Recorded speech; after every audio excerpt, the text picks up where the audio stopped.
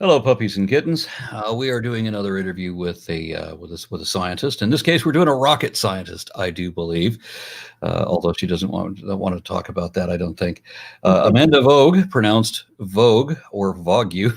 I'm just saying you gave me the correct. You give me the spelling in order to pronounce the other spelling of your name, but I've seen other people spell the corrected spelling or the supposedly easier spelling. They've spelled that wrong. So anyway, Amanda Vogue has a master's in climate science research specializing in ecosystem projections. And we met in a discussion group a week or so ago where she went on a rant about the climate crisis that I thought, we should just feature this all by itself. So Yeah. Amanda Vogue, you were also known on Twitter as, what is it, Mama Atheist? Mama Atheist, yep. Great. And right on cue, the dog has come out into the room with his squeaky toy. I have a YouTube channel too, so it's relatively new. Okay, and what is your YouTube channel? I'll put a link below. Mama Atheist, same thing. Mama Atheist, very good, very good. All right, so and I'm supposed to say, because I don't know anything about a super chat, I don't really know what a super chat is, but I'm told that if you appreciate what we do on this channel, you can show that up in the chat. And great, the dog with the squeaky toy is going to run from her office to my office just so that everybody gets to hear it in stereo. Isn't that special? Okay, so and we can shout you out if you want to say shout out. Just put that in the message and we'll shout you out. Otherwise, we will be doing questions from the audience a little bit later after we have our discussion and so forth. All right, so Amanda, is it Amanda, right? Amanda, yeah. Mama Atheist. Mm-hmm. Tell me how you got into climate science. We'll get a little bit of your background and what your motivation is. My undergrad was in astrophysics. So it was a double major in astronomy and physics. It had been my passion forever since I was really, really little. In fact, Carl Sagan was my hero, still is. But I was working over the summer after I had finished, and we were at one of the telescope sites, and there was something wrong with one of the solar panels that powered part of the telescope, and the guy that was working on it, we just kicked up this discussion, and I got interested. I looked into it, and it was something I was just really good at it. And as much as I love astrophysics, and I always will, I just felt like climate science you can do more for the world with it. It felt like I was actually part of something, and I was making a difference in the world. So, and like I said, I was decent with astrophysics, but really, really good at climate science. So I went down that path and pursued a master's. Shout out to Northeast Ohio. That was a message in the super chat. So you said something interesting that as good as you were at astrophysics, because that's just something everybody's good at, right? Try. Yeah, so that's brilliant.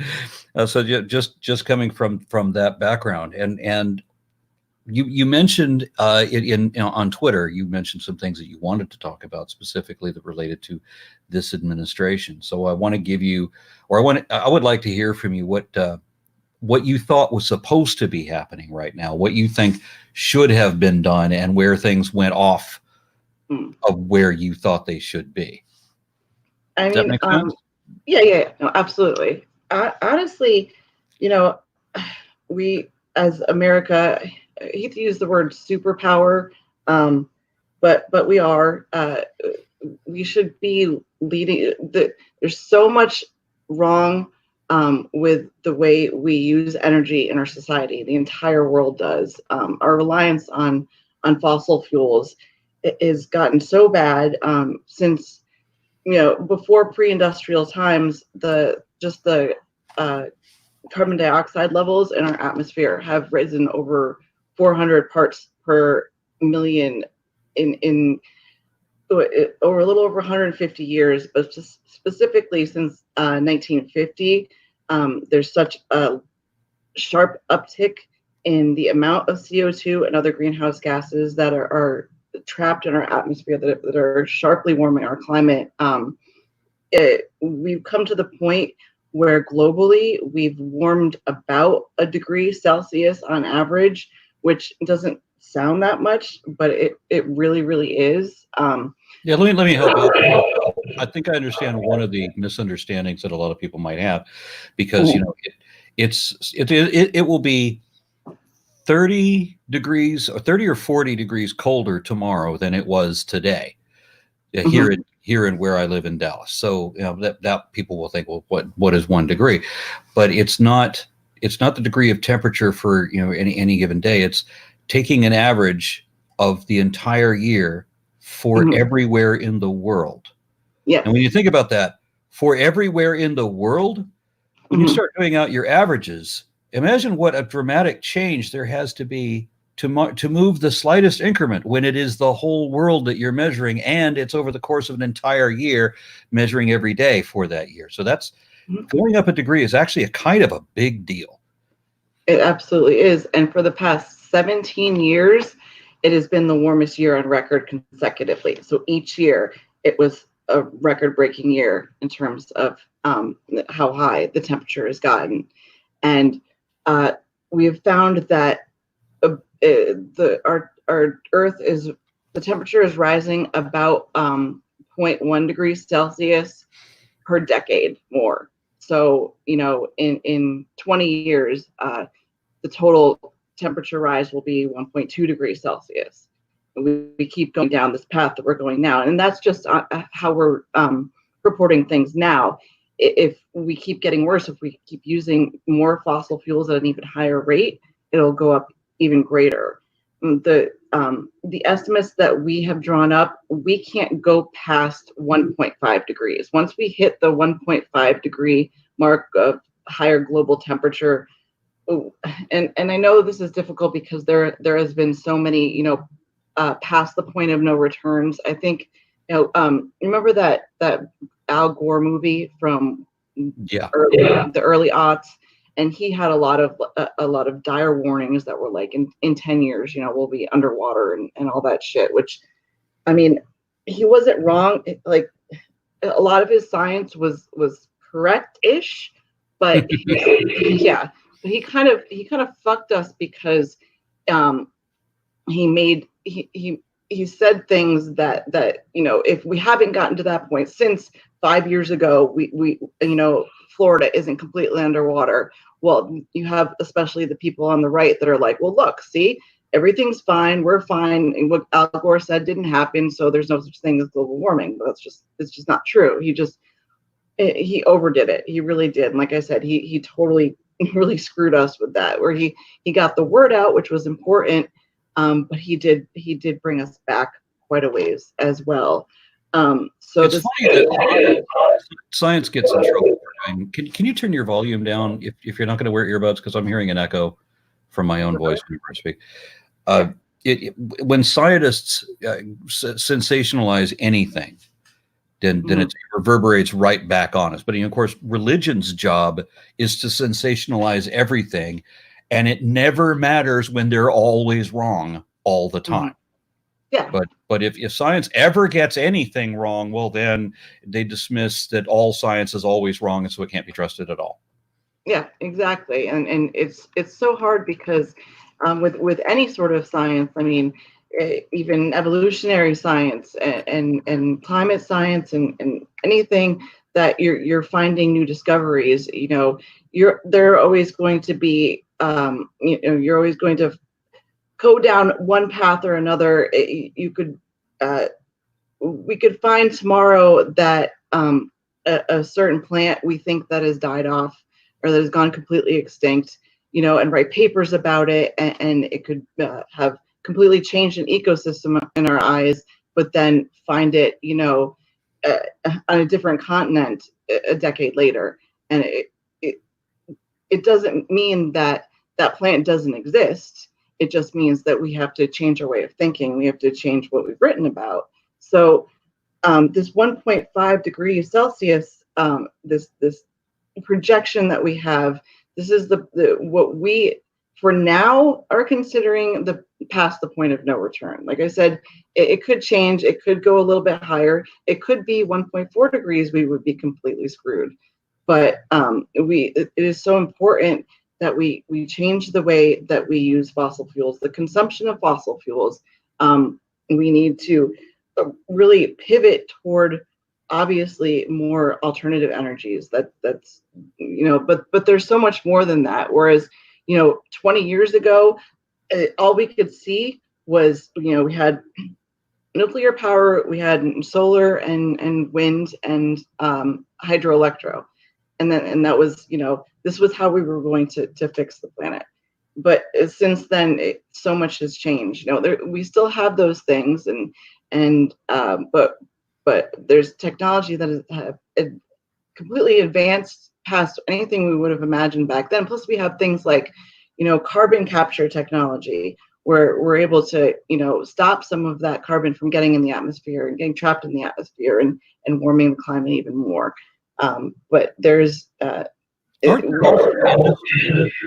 there also ways that we can recalibrate some of our existing industries so that they do capture carbon? Yes.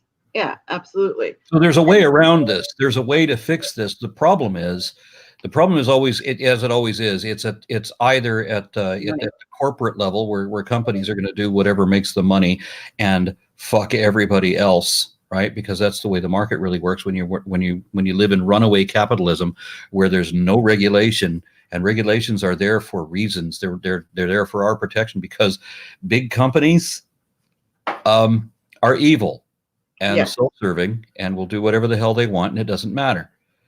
The other problem is at the grassroots, where people are very conservative. They don't want to change. I've been doing things like this for all my life. I ain't going to change nothing. I can't tell you how many people in my family are exactly that way. Yeah. People don't want to drive different cars even. I don't understand where people get outraged at the fact that electric cars exist. Yeah, I don't know. So they put their gasoline cars in the charging station just to block an electric car from being able.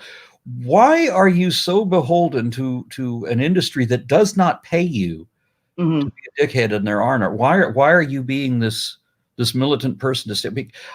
There are people in my family who have gotten angry at progress. They think progress is bad, not just progressives. Progress. Yeah. No, I don't understand the meaning of the word. I don't. Yeah, right.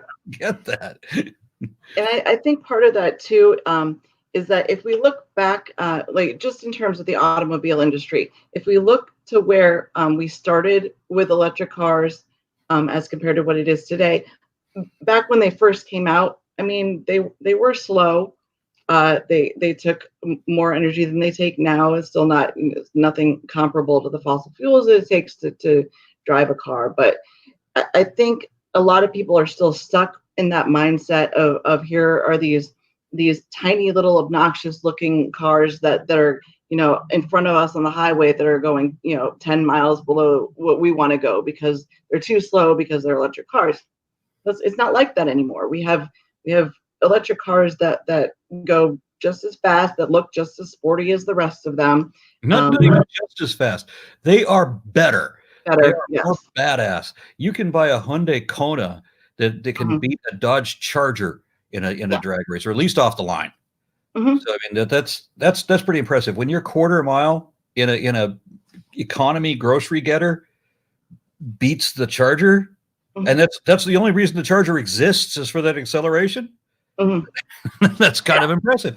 So that's why I always thought that's why I got not angry at Elon Musk when he comes out with the Cybertruck idea. I like the fact that the numbers are off the charts, but people want, if you're going to appeal to the blue collar, that's the conservatives that you need to reach in order to change that grassroots movement to get the people behind you. He didn't connect with them. He could have. He could have created a truck that everybody would like and say, look what this thing can do. Give it to Joe Bob and Cletus for a weekend. Let them go play with it. And when they get tired of the old 4-wheel drive that they have that got 3 miles a gallon, right? And now they get this thing that they can plug into their house, and it's got 200 horsepower per tire with instant torque. Yeah. Those boys are never going to have an internal combustion engine again. Mm-hmm. That's the way Tesla should have marketed the truck, to get the grassroots behind them. And no offense to Tesla at all, but you got to make it look the same too. When you have something that just looks completely ridiculous, and I know he wants it to be futuristic and whatever, and because you've got an electric car, so let's make it the thing of the future. No, you want it to kind of meld seamlessly in with everybody else, because how else are we going to get the boomers and the older generation to really accept it? Instead, you've got, you can just imagine driving down the street with your parents or your grandparents and them shaking their fists at that stupid looking electric car. Like, oh, look at their ruined society with their electric cars. And it's just, any kind of change whatsoever is hard enough. But when you make that change really super obvious, I think it just makes it harder, to be honest. The grassroots is only the market that's buying the electric cars. They really don't have a whole lot more to do than that. People will individually be very careful about how they recycle or whatever with the kind of trash that they produce. But the fact is that it does not matter what you as an individual do. It has to be the big industries of the country that have to be on board with the green things, because you can't change that the way that they can. They're on industrial levels of pollution, and Trump came in and just he made it legal for industries to dump pollutants into public waterways, among other things. So just pull all the regulations and let everything get poisoned, and let's drill in the Arctic Ocean and whatever. In fact, there's so much, and I don't really. I mean, I understand that Trump might have a lot of money coming in from fossil fuel industries. I know his base certainly it is funded a lot by that. The GOP, especially. I mean, you go to Washington, and the amount of oil lobbyists there is just it's sickening. Well, the Koch brothers are a fossil fuel conglomerate, right? And they literally own the Republican Party. Oh yeah. The Koch brother is dead. And now. What a shame. But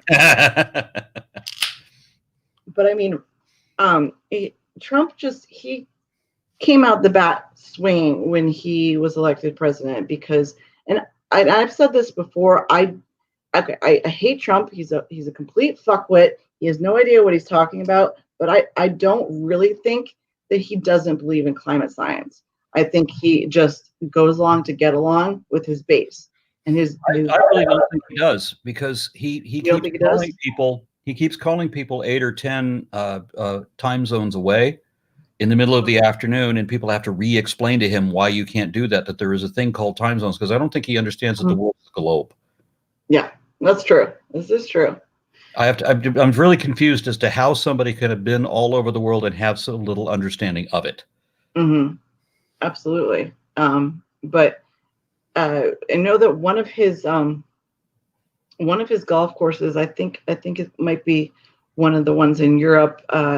They are taking precautions because of the rising sea level. So somebody in the chat mentioned that, and I think it's actually the one in Florida. Oh, is it? Okay. I think so. I don't know. It's one of, it might be more than one. But he is aware. But he had no problem right away, saying that, oh, climate change is a hoax. And of course, for some fucking reason, it's always a Chinese hoax. So I don't know. What climate change is a Chinese hoax in order to prevent the United States from being competitive. And after Trump said that, China became the #1 producer of green energy, immediately. Mm-hmm. And they created enormous amounts of jobs by producing this green industry for this industrial production of all of these solar, not just solar panels, but also wind generators and so forth. Mm-hmm. So that they can, because they have to, because the air is so clogged in China that they can't even see anymore. Yeah. So they have to do something about that. So they put up a new Tesla gigaplant. They're running a higher percentage for the size of the country. Mm-hmm. And my statistics are going back for at least 2 years. for the size of the country for the amount of green production that they're doing. I think it's higher than anybody else. Mm-hmm. No, they are doing incredible things, and it's not just what they're producing. It's also their policies. Like one of the things that they And do. this should not be taken as an endorsement of Chinese government. Oh, no. Just because people in the chats will say things like that. No. I'm just talking strictly in terms of green energy. One of the things that they do is your license plate number, if it ends on an odd, you drive certain days of the week, and that's how it was when I went to India. And it was so stupid, because if you had an odd numbered license plate, you can only drive on odd numbered days. So on even numbered days, you still have to go to work. So you end up taking a taxi. Mm-hmm. It costs the base level, the working class more, but produces exactly the same amount of pollution. Yeah, it's true. It is true. But I mean, it's there's only so much they're going to keep trying. What I think for one of the things that I think would really help here would be obviously subsidies for the greener energies, but also carbon tax. We need to hit them where it hurts. And I'm not talking about the customers, the people. It shouldn't be at the gas pump. It should be it should come directly in as soon as they sell the barrels right off the boat. That the companies, the fossil fuel companies themselves should be taxed. And I know it'll end up translating a bit to the consumer, but I think the fossil fuel industry can turn over to alternative energies. I mean, you can easily, like, one of the things when Trump was elected was he was big into bringing the coal industry back, which was just fucking stupid, because I think there was something like maybe 8,000 jobs total available. Now let's think about that. He wants to do the thing where you get 8,000 jobs. That's if those jobs could still exist, which because of the increase in technology, they don't exist anymore. So there's no way to bring the coal jobs back. So you have the highest pollutant that you can generate, plus it doesn't create any of the jobs. But you could do a green energy program that would generate jobs and cut pollution at the same time. Mm-hmm. So you have the same people that would have been working in the coal mines or whatever, and you train them, and it's a quick train to do something like sit on a factory line and put together the solar panels, or be able to go out in the field and build the wind turbines. It could be a very easy 1-to-1 ratio where you move from one industry and it's just parallel into the same industry, but into alternative energies. It's not as huge of a deal as they're making it out to be. Our biggest problem, aside from the politicians in this country, though, is the infrastructure. I mean, we could have huge solar panel fields. We could build more wind farms. We should be relying more on nuclear power, to be honest with you. Because we can't do that because Trump said that solar, that the wind farms, these windmills, are ugly. Mm-hmm. Whereas, coal plants. Oh yeah. How beautiful are they? Those beautiful smokestacks too, But the turbines, they kill birds and they cause cancer too, apparently. Didn't he say the noise? Somehow the noise causes cancer. Just make sure he throws out everything, to completely misinform the American public, because his base will always eat it up. And he's a consummate gaslighter. I'll give you that. Absolutely. And the thing that really broke us, I mean, our climate science industry is struggles enough to get funding and stuff as it is. I mean, all science really, it's so hard to do to begin with. But when you end up having a politician like him come in, and he brought his first, let's see, I wrote his name down because I couldn't remember it. The first EPA director, his name was Scott Pruitt. And let's see, he was an Oklahoma lawyer, and he was a lobbyist for the fossil fuel industry. So here's the head of the EPA that used to lobby for fossil fuel. He was also pro-life, anti-same-sex marriage. And he also rejects the idea of climate change. He doesn't believe climate change is real.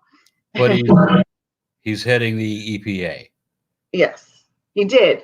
He was the first one. There's been two so far. Yeah, well, they always put the worst person imaginable for that position. I mean, look what they did with our former governor. They put, prick error in charge of energy, when Perry had said when he was running for president that he was going to get rid of the Department of Energy because he didn't know what it was. And he didn't know what it is until he started running it. So how pathetic is that? So I mean, it's perfect to put him in charge of that. So you put, what was it, Ted Cruz. You put him in charge of NASA because Cruz was trying to defund NASA. So you put him in charge of that. And then you put Betsy DeVos in charge of education. It was bizarre. I mean, how could you find the least qualified for that field and then put them in that? It's like planned undermining of the entire government. Yeah. In fact, this guy, Scott Pruitt, when he was Attorney General of Oklahoma, he sued the EPA 14 times. So, yeah. But then ended up being the head of the EPA. He did end up getting, he was only in till mid 2018. He got fired because of ethics violations, and I don't want to say he stole money, but he totally stole some money. So, and they played it down when they said just misappropriated funds, but if you follow the money trail, he absolutely stole.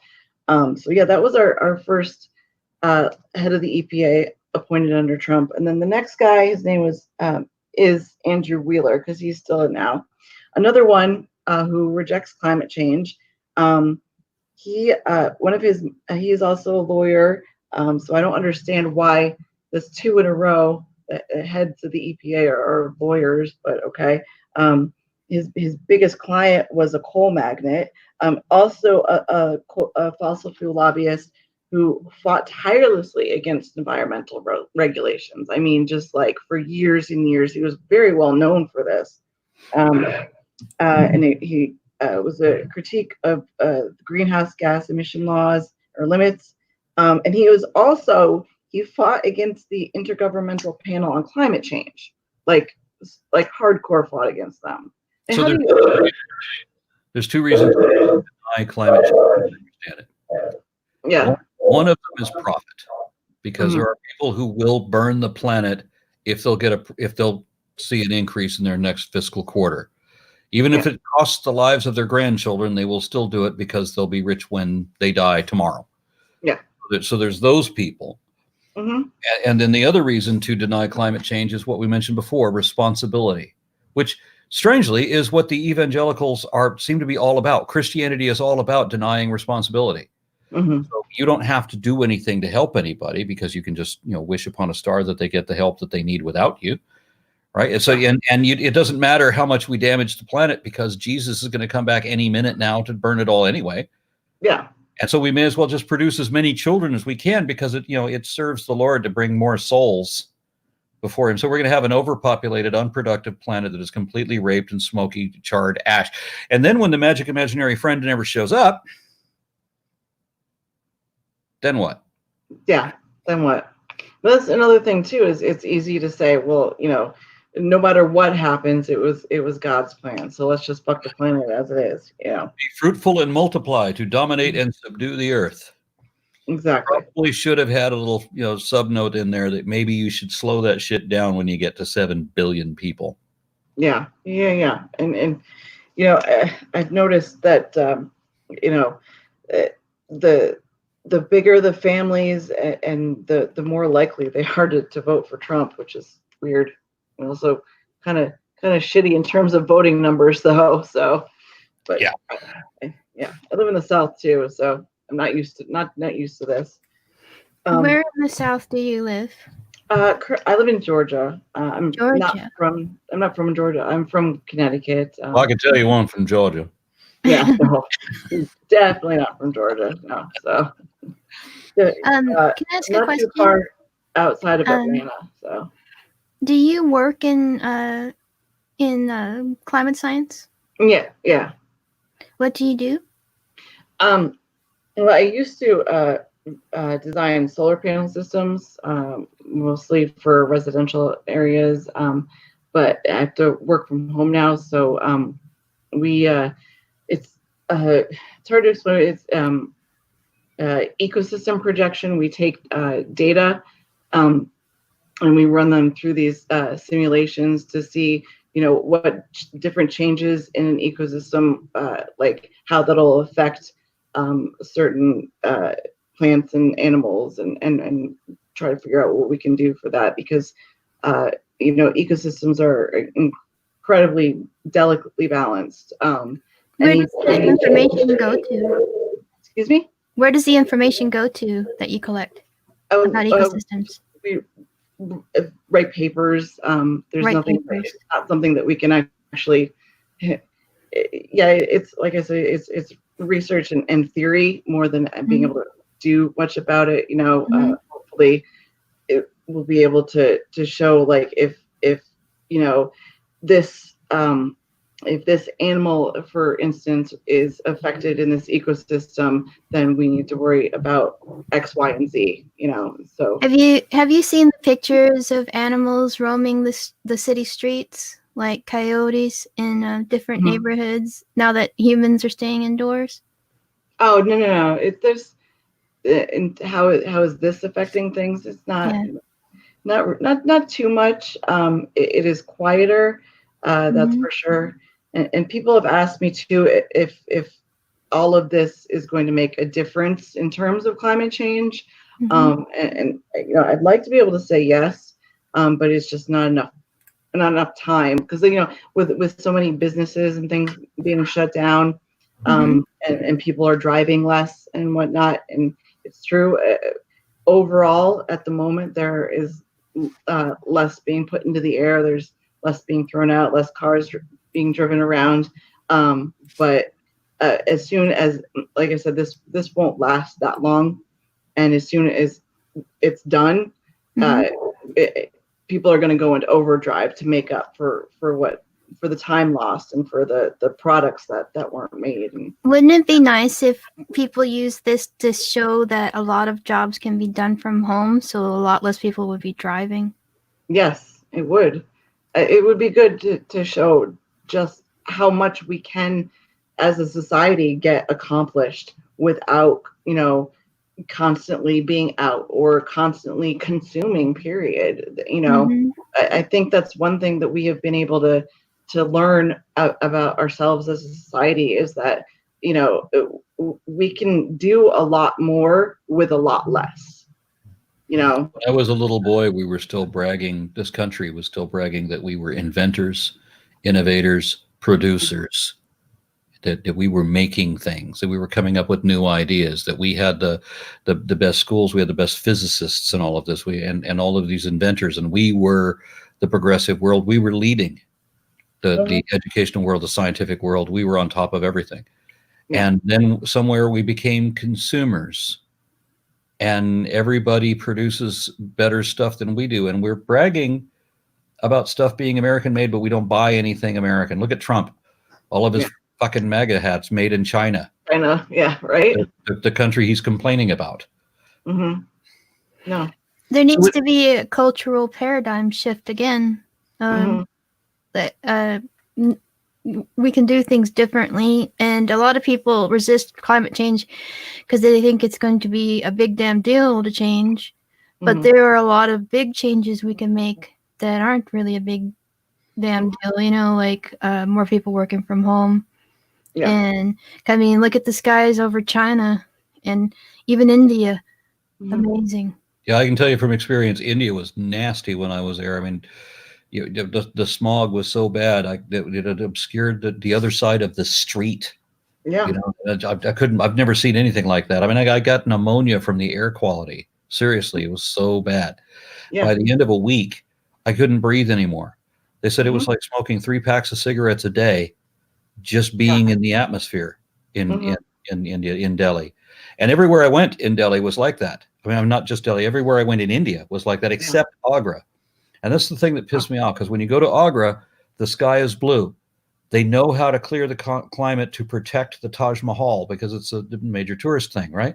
So Yeah. they know how to solve the problem. They Mhm. just don't. They just don't, because it takes money to do There it. are things that unfortunately. are going to be really difficult to change, like our energy infrastructure. But Yeah. there are a lot of big changes we could make that could produce really big payouts. And we're just doing things the same way we always did them. I want to drive this big truck or Mhm. whatever. And I mean, Arn loves big trucks, but but we could, the Tesla truck, the Rivian. I mean, we could do things differently. Humans are intelligent enough to figure out a different way to do things. We just keep doing the same way we always did them. Mhm. One of the small changes that we can do that would make a big difference is things like eating locally or sourcing local food, because especially here in the continental U.S., we ship so much food back and forth across the country, and if we ate from local farms and instead of having to get our pigs from California and our cows from New England or wherever we're getting them from. If we focus more on getting, all of our food as much as we can, because it's such a huge cost just shipping food back and forth across the country. And another thing too is eating. I mean, nobody's asking anybody to be vegan or vegetarian, but if we ate even just 10% less meat than we normally do, we would be, saving just so much in terms of our carbon footprint. Because when we eat fruits and vegetables, we're, whatever we put into growing that food, we consume it. When you eat some kind of meat, only 10% of the energy that is passed down from one part of the food web to the other. So when a cow eats some wheat, we get 10% of the energy of that wheat. Whereas if we were to eat that wheat, we would get 100% of that energy. Do you understand what I'm saying? So Yes, I do. Yeah, I don't think it's quite 100%, but I get well, no, it's not 100%, but obviously I'm just it would be a much higher rate. But generalizing in terms of one of the most painful things is that everybody wants. Some people who are conscious, they want to be more attentive, they want to be more responsible. But of course, it doesn't matter if you're being outproduced by reopening coal plants and so forth, and poison and putting the pollutants in the water. Somebody in the chat mentioned that it's not just the carbon that's no. it's the pollution in general, in total, like just what we're doing in plastics, for example. But again, it has to be at an administration level down. It can't just be individual people trying to be more responsible when the person next to them is not in the playing the same game. Even with what's good that's happening right now, a lot of people can't just choose to work from home, even if their job can be done from home. It's they can't make those decisions. But if companies would see that they can still be productive at home and they don't have to always do things the same way, they don't have to build these huge corporate campuses that cause people to have to commute, and all of they can do things differently. We're at an interesting time in that we now have a number of different meat alternatives, things like the Impossible Burger, and there's also there's like where you can grow meat in the lab and things like that. We have a number of different technologies just now emerging. Who knows what we'll have in another 5 years?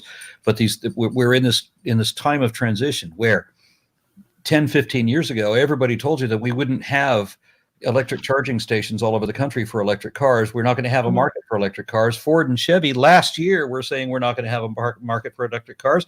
And in 5 years, we're not going to have Ford and Chevy because they can't keep up. Yeah.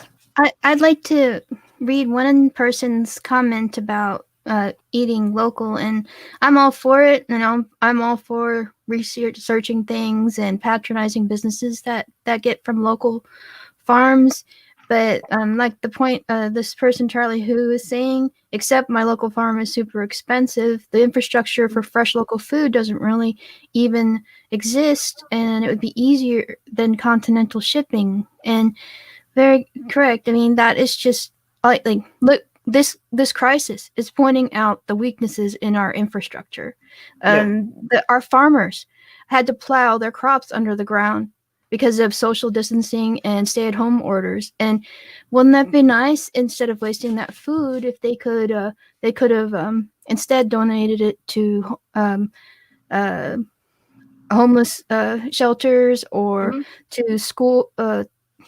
Maybe some of these types of foods won't keep, because some of the food they are plowing under the ground would go to public schools lunch programs, but they're closed. And but if they could donate that instead of wasting it, that would be so nice. Actually, one of the things my town is doing is, because so many kids only get, they eat at school, and they're their families can't afford the food that they need to eat. Our local schools have been providing a couple meals. You have to actually go every day, drive there and pick up, but they are during the week. Actually, it's every day now. So even Saturdays and Sundays, if you bring your kid in, you just have to pick it up outside the door. You don't have to go in or anything. They will give you 2 meals for each kid for each day. So at least that's awesome. Yeah. And we could be doing so many different things, but like that, even without this crisis, but there's this Protestant work ethic, this culture in America of, I don't need a handout, even though you're not being paid enough to support your family, because the wages are too low. And everybody shames people for not being able to support themselves. Even people who get ahead. They get ahead, they go to college, they strike it lucky in a nice job. They get sick with cancer at the end of their life, drain their savings in a year. Yeah. And they're still shamed for not being able to provide. When our culture makes medicine a business. When it could easily... so. Yes. When it could be easily done better. Because we always got to think of ourselves as I work hard and I don't ask for nothing, and they make it the conditions even harder, so you couldn't win no matter how hard you work. It's Gary Cooper, the strong silent type. We suffer in silence in this country. Don't complain. No, don't complain and take it, and it's difficult. So we have ways of solving the problem. We have the technology to do it. We could promote the technology to do it, both to do clean energy and to do meat alternatives and the plastic reduction. There's a bunch of seemingly fundamental changes that we could make and that we are making and can do to solve this problem. The worst issue of all of this is and this is the worst responsibility that we have, is that when you have a population of 7 billion people, and it's been rising seemingly exponentially and threatens to continue to do so for a while, you have to be extremely efficient in how you produce energy and how you produce food. And we are not efficient in anything, and we refuse to be. And what's going to be as a result of that is that it doesn't matter what some of us concerned people are going to try to do. We're going to have a real serious issue with food production and starvation, and that's looming. Well, we already have. There's already places on, because of global warming, or not global warming. Shit, that's supposed to call it that. It's not global warming, and that's another thing. That's the whole thing. It's because it's climate change. I'm curious about that. We can talk about that too, about why. Yeah. So originally it was called global warming because of the rising temperatures, but it's not just that. Like, you know how like you'll see the guy that came into Congress and was like, look, a snowball, it's not global warming, because it's not. It's way more than just rising temperatures, because you've got rapid swings in temperatures both ways. You've got inclement weather that you've got blizzards that super freeze from last year. You have hurricane seasons that are lasting longer, they're bigger, more dangerous. So it got up to 65 degrees in Antarctica. Mm-hmm. And in February, I want to say that was it this year or last year, we were in Iceland, and it was green in February. So there's no snow on the ground. But then we landed in Dallas, and Dallas is like 20 degrees and covered in snow and ice. Yeah. It swings both ways. It's not just about warming. While the planet on the same day, by the way, because that was we flew from Reykjavik, warm sunny day, to Dallas, where we're freezing. So yeah.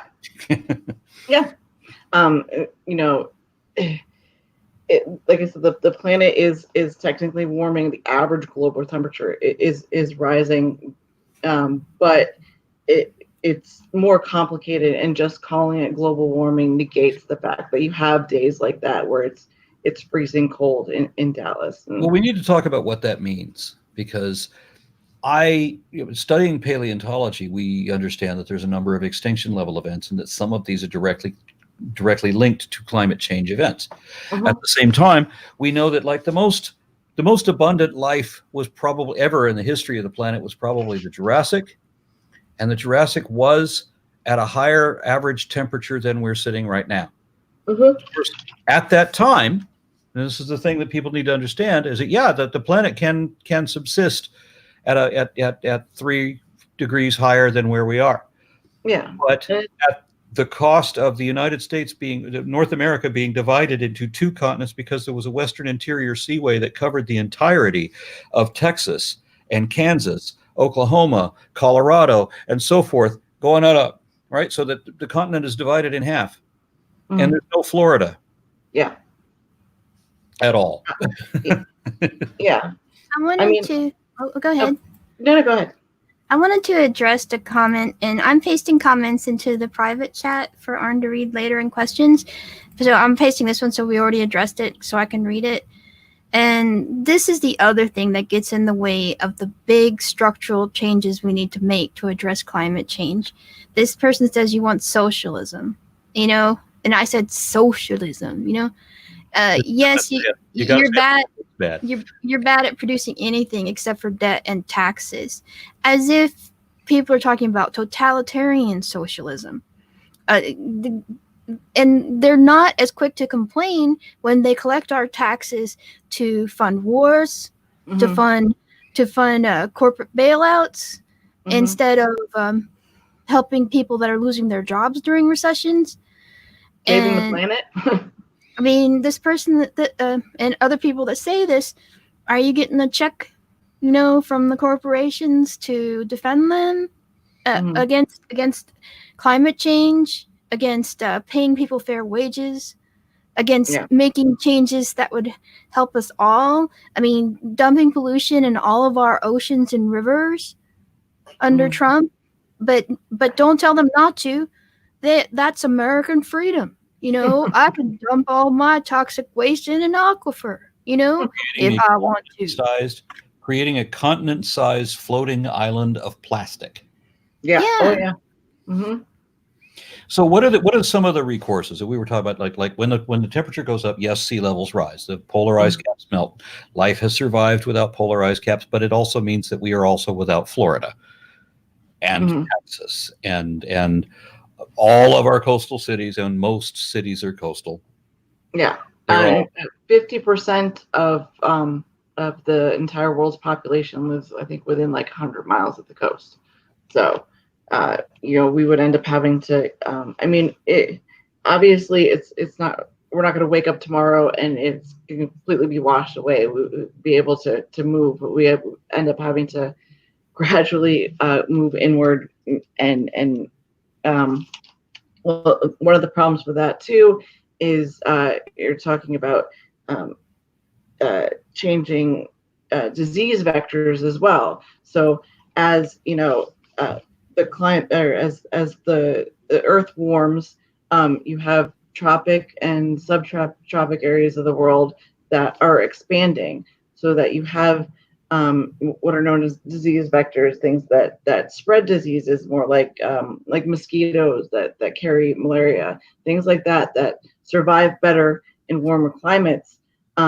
They're where they live, that expands, and we end up with something like what we're going through now with COVID. And I've been asked if this has anything to do with climate change, and probably not, but it's still a reflection of what is to come. What we're going through now is just a tiny taste of what we're looking at in the future, in terms of global pandemics that are going to cause a lot of problems. Ebola was an issue. I think it was a few years ago. I think it was 2016. One of the things that I want people to understand is that for every temperature that the planet goes up, the problems are exponentially worse. Mm-hmm. And if we get to 5 degrees, you're done. No, we can't make it 2 degrees higher, and we would it wouldn't just be we would pretty much all be dead. I mean, the reason why is because we have trillions of tons of frozen methane mm-hmm. seafloor, which is frozen, and it's frozen methane. When you raise the temperature, was it 4 degrees? Then it's already, there are places that methane is warming because the water in that area is warm. But if you raise it enough that the sea, first of all, the seas lose oxygen, so you have these huge oxygen depleted areas where there's no life, and we're already having that problem now. That's already happening now. Yeah. And then once we have deoxygenated oceans, now you have a bacteria that comes in that usually stays along the shore, but if you can find places where it's deoxygenated along the shore, but because it needs shallows. Mm-hmm. But these produce, I forget the name of the poison, hydrosulfide. I can't remember what the fuck it was, but anyway, it's a respiratory poison. So that there's that complication. But then when you have the release of the trillions of tons of methane, then that is like 84 times the power of greenhouse gas that carbon dioxide is. Now it doesn't stay in the atmosphere very long, mm-hmm. but it stays enough to raise the planet's temperature another 5 degrees, mm-hmm. which is what happened in the worst extinction level event that ever happened in Earth's history, where mm-hmm. 95% of life in the oceans died. Yeah. So that's one of the concerns. I mean, that's at 5 degrees, mm-hmm. and 5 degrees, and we're all done. Yeah. So, and it's interesting you say extinction level event, because we are either we have entered or are entering our 6th mass extinction level event. We're well into it. We started the extinction level event generations ago. Mm-hmm. And but the rapid rate which we're losing species is just it doesn't track. I mean, you know that species die out all the time. They're endangered and they die out all the time. It's just a part of life on this planet. But the rate at which it's happening, others evolve to take their place. Mm-hmm. Yeah. The problem is that that doesn't always happen. You have, like I said, the ecosystems are incredibly balanced, and one little topple, and it's not just, within the ecosystem itself, it's the surrounding areas are affected as well. It's just, there's so much that can happen within this little issue. It becomes bigger, it snowballs in and of itself. And it becomes a runaway. Yeah, exactly. Positive feedback loop. Mm-hmm. But one of the things I did want to talk about was the the rollbacks that Trump and this administration have dealt this country since he became president. In fact, what made me think of it was he's using COVID as a reasoning for lessening the emission laws, the auto emission laws, and so I wrote it down. Okay.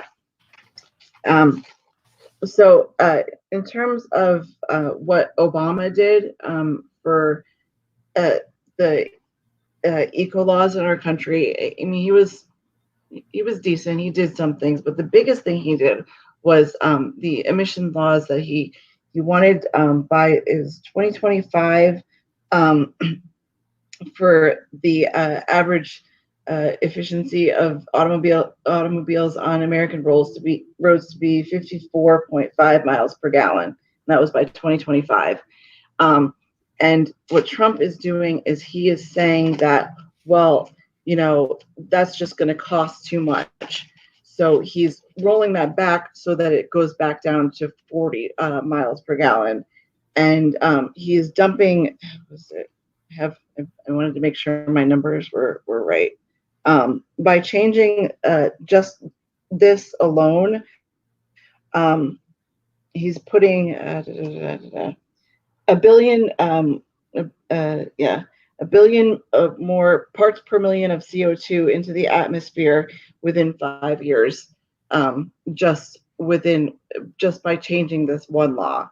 So he took what was the most efficient thing that Obama did for the environment in his laws and made it literally the worst thing that Trump has done for the environment.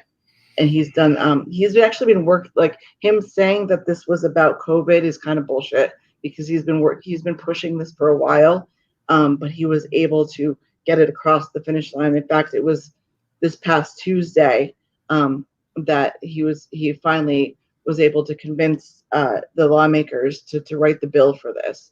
So they're getting rid of the emission laws that Obama had passed during his administration, and that is it's a devastating blow for our country, but it is great for the fossil fuel industry and the auto industry.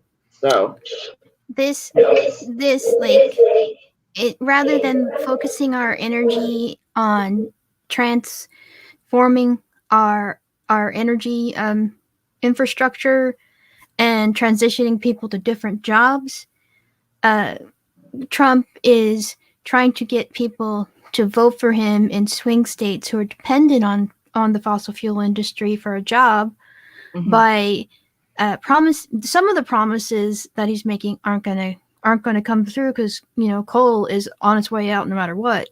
But still, like there's other jobs, and we could locate other types of energy factories. Like some people argue for nuclear. What do you think about nuclear? Oh, we absolutely need more nuclear in this country. Nuclear gets a really bad rap, especially because of things like 3 Mile Island and Chernobyl. But it is and Fukushima. In Fukushima, it is a lot safer. It is a lot less expensive than coal fire plants. And we have technology that is evolving every day that will there is always the issue of nuclear waste, and we're still not totally sure what to do with it and how to deal with it. But no, we I think it's something like 20% of our energy grid is currently fueled by nuclear right now. But it's a million times better than the fossil fuel industry, and it's also completely renewable. So and deep down, it's not. These people should not be so stubborn about preserving the same way you always did things. But I think that's not the main problem. The main problem is that that the same people benefit and profit who own these fossil fuel companies. and they donate to Trump. He's invested in their companies also. Yeah. And so there's a profit incentive to keep doing things the way they are for very few people. Mhm. And when we could actually change things for the better, like, but one thing I don't understand about nuclear is, how do you address what you're just talking about, 3 Mile Island? How do you address natural disasters like Fukushima? How can you keep nuclear safe? Like I said, the technology we have now, it there are so many safeguards in place that something like that in America at least is just I'm not going to say it's completely impossible. I mean, everything's possible to a certain degree, but virtually that it's not going to happen. It is so much. And I think one of the things we really need to do is educate the public on what is involved with nuclear, how it works, and how safe it really is. And you say, look, this is what happened in '86 in Chernobyl, or '87, whatever year it was, but this was, a different technology. This was, in terms of the energy industry, 10 years, only 10 years is could be decades in terms of how much better that something can get. And this was, 30 years ago. So it's so much safer than people realize. And sorry. Oh, it's somebody else's dog this time.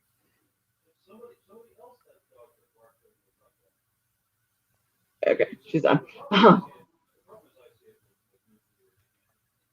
You're muted. Aaron, you're muted. You're muted.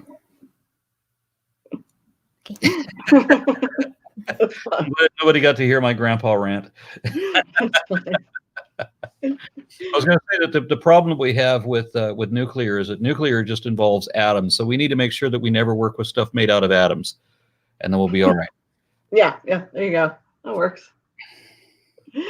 But it's not, I talked about the emissions, the vehicle emissions, but if you go online and you just look up Trump environmental rollbacks, it is pages and pages and pages of stuff.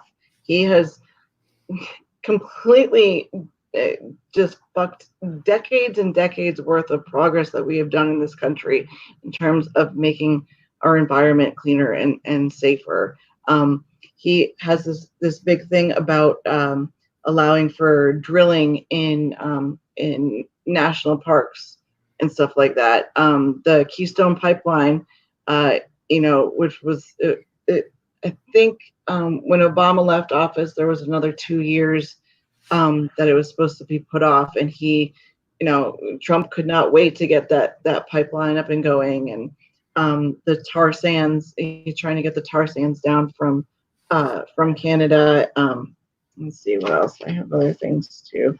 Like I said, public lands. He loves the drilling on public lands.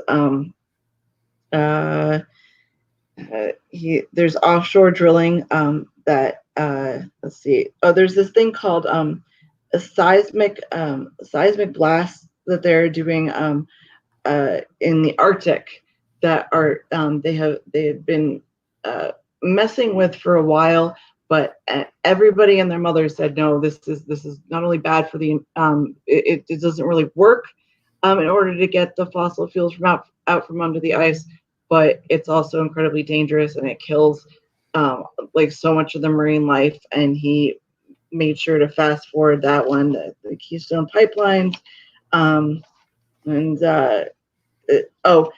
he rolled back some of even the Endangered Species Act. He relaxed some of the laws on that.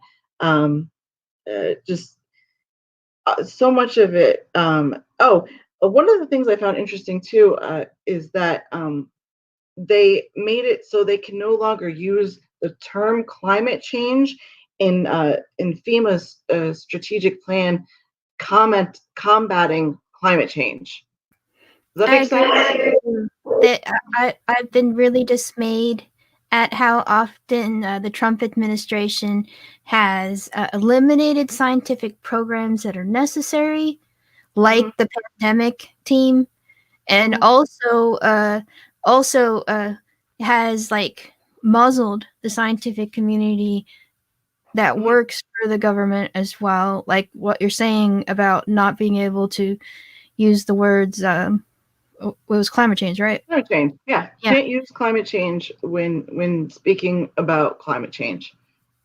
Yeah, and it's not, it's in terms of when they word for FEMA, when they write out their what they call their strategic plan, they cannot use the words climate change in it. It's fucking nuts, and this is the insane backwards world that I have to live in my industry right now. Because this is censorship, he wanted to make sure that the scientists were gagged. We shouldn't be doing science by an authoritarian process where you talk about what science that pleases the leadership, or talk in a way that pleases the leadership. We should be doing science by scientific consensus, peer review, or authority is one of the least effective ways to do science. Yes, absolutely. You have to question everything. Somehow we elected an incompetent crime boss who is working against everything we stand for. Yes, and it almost seems like he's just purposefully trying to fucking kill this planet, but he's, well, he's in his 70s, so he doesn't need to worry about it. My internet's kind of wonky. Can you guys see me? Yes, we can see. Can you hear us? Mama Atheist, can you hear us? Yeah. Okay, good. Yeah, sorry, my internet was cutting out. We can see you the whole time. I'm just hi, just me. All right, so we've been in this a little bit over an hour. I want to make sure that you've hit everything that's on your notepad. Yeah. I really wanted to the rollbacks and stuff was really important. Okay. Is there anything you haven't said? Just fuck Trump. That's pretty much it. For virtually all the problems we have in the United States today, fuck Trump. Okay. Yes, fuck Trump. Yeah, because he pretty much did have a hand in just about every wrong thing going on right now. All right, so now we're going to take questions from the audience. And Lalandra, you're muted. You're also muted, honey. I'll just run through the shout outs really quickly, and when I come across a question in the list, I'll get to those. Atheist Pastor, thank you. And Atheist Pastor says they donated because Mama Atheist is on. Yeah, the Atheist Pastor is kind of my partner. We work together on a show, and we're going to get a few shows. So, hi, Chris. I love you. Mel J says, love what you do, Arn. Math Pig says, Mama Atheist rocks. Metalhead says, Northern California listening in. Pomo Darina, thanks for your videos. Jassa says, Mama Atheist is the best. And some Ugly German Truth. It has a question, I think, for Arnra here. Can you, once you're through with explaining the basic science, please go on to include the importance of the dominionist mindset and end times desires for the refusal to fight climate change? And that's something that we didn't talk about. Yeah, well, that's scary. I've been wanting to do video on climate issues for a long time, just a dedicated video, something edited. But honestly, it's so depressing because it's going to be a collaborative effort that requires not just the involvement of the entire grassroots, but also the industries. And you're going to have to take control of the industries because they're not going to play. They're evil and greedy. That's a type of cultural cultural mindset and paradigm we didn't get into. Like dominionism is, and now it's very blatant Christian nationalism is like a whole millions of people that don't decide on their own what they think. They decide by what their leaders tell them to think. And this has been very helpful to an authoritarian like Trump to talk to dominionists through their pastors. And I, as a teacher, part of the resistance to climate change education comes from religious people also, because they think that the earth is theirs to use as they want, and there'll be a new heaven and a new earth, and it's more important to elect authoritarians like them than to address climate change. They will even work to not include climate change education in textbooks. This is how involved dominionists and Christian nationalists are in opposing climate change. Yeah. Because they think they've got the answer already. You know, God will take care of it. God made that zebra for me to make a rug out of. Right. You know? Adam named them all, and they were there to please us. And I'm like, okay. Yeah. Let's go further. Yeshaya Zweg says, "God damn, Arn is gorgeous." Well, I can see me in the screen right now, and I know what I used to look like. So. You are gorgeous, Arn. Absolutely. You've got the best hair out of all of us, that's for sure. Yeah, that's what I was thinking. Welder Smurf says, Arnra, how do you keep your beard looking so good? I dye it blue every month. Yeah. Sometimes I help him do that too. Okay. RBG Gamer Guy says, Arnra, what do you make of the argument it's better for the environment to not eat meat? 60% of the world's crops are grown for human consumption. Only 36% is grown for animal consumption. That's a tough one.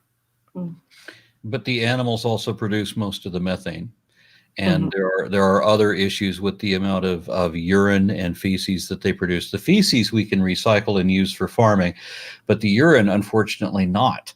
And that produces huge ponds that you don't even want to know about. And there is more of a greenhouse issue coming from the beef industry than there is in some countries from the fossil fuel industry.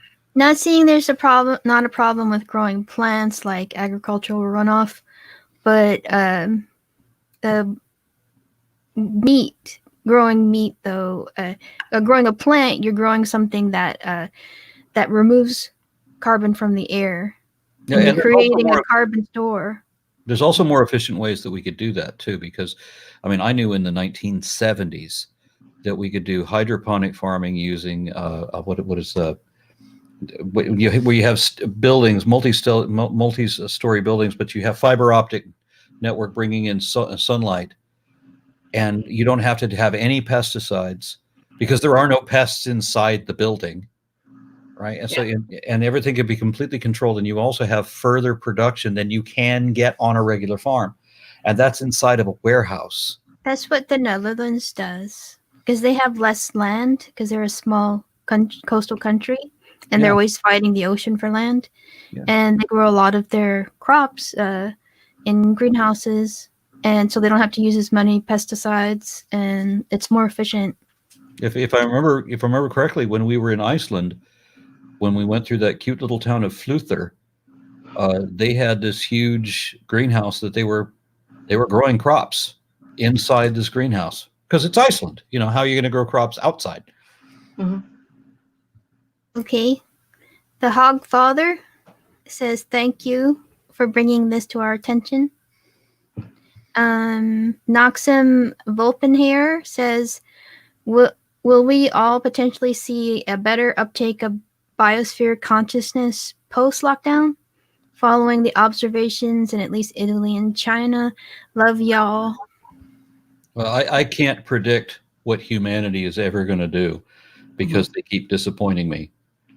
When I think that the answer is obvious and this is what we're going to see next because everybody has seen this, then they do this completely opposite thing because nobody but me saw that. That's how I feel sometimes. Yeah. The fuck are you doing? Mhm. You know, and I kind of love sometimes it's only incidental how Mother Nature will sometimes intervene and it will cause a major change to human activity. Like, I think it was the plague.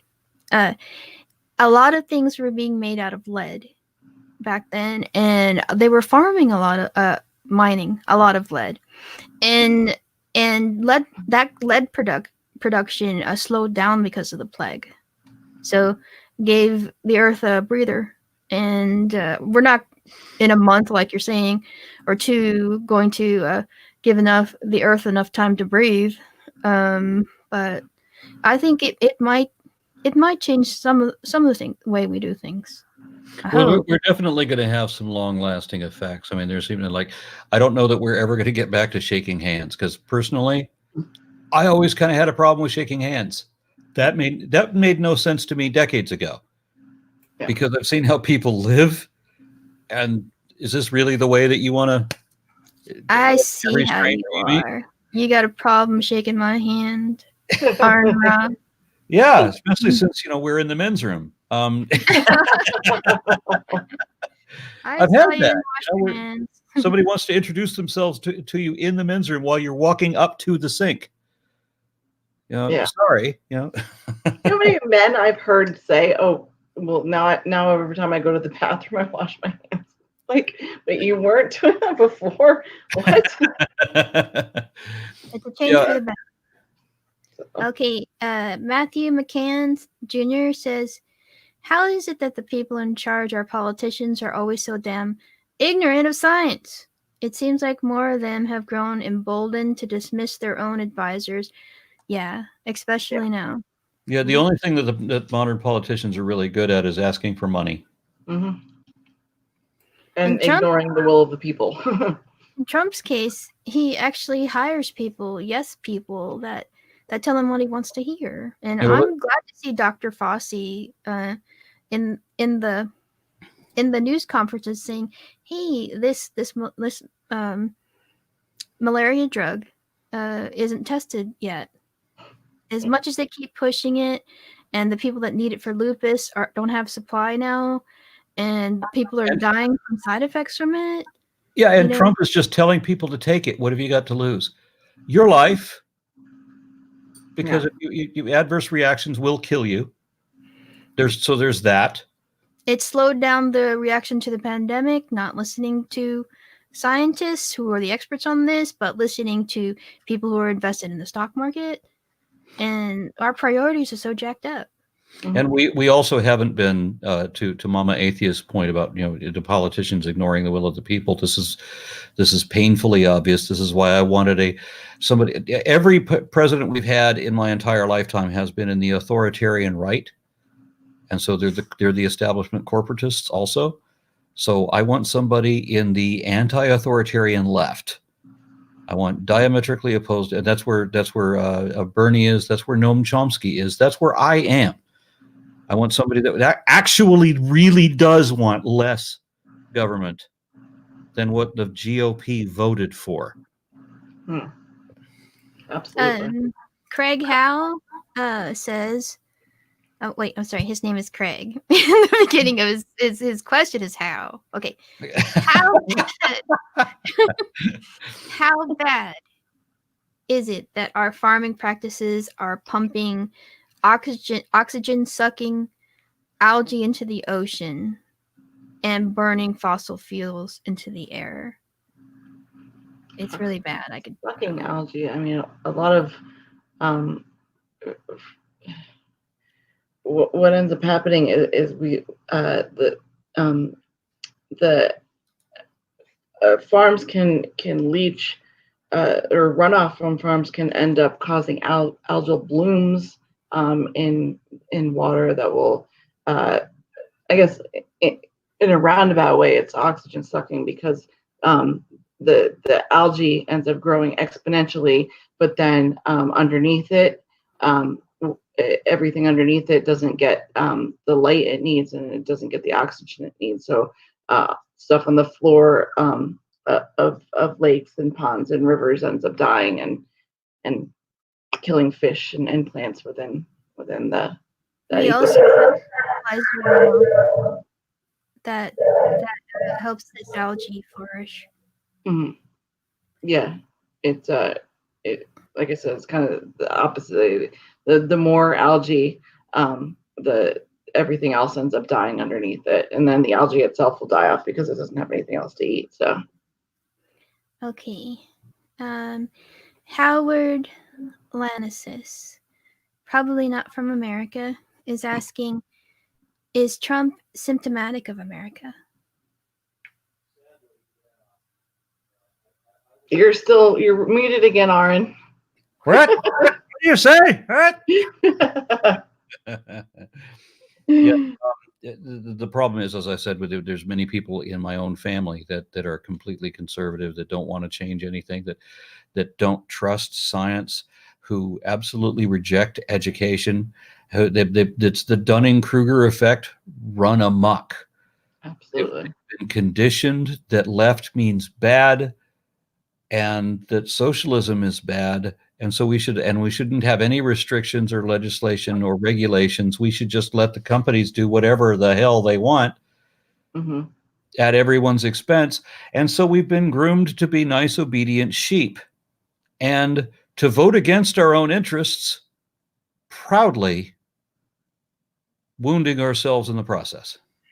I'd also like to thank the person that donated money to say that I have Trump derangement syndrome. Okay. Thanks for your dollars. Yeah, is that what that is? Okay.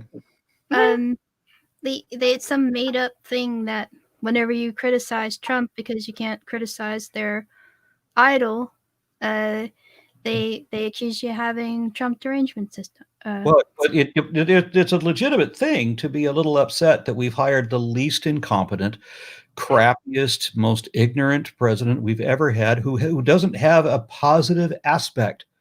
Nothing. I can say good things about Nixon.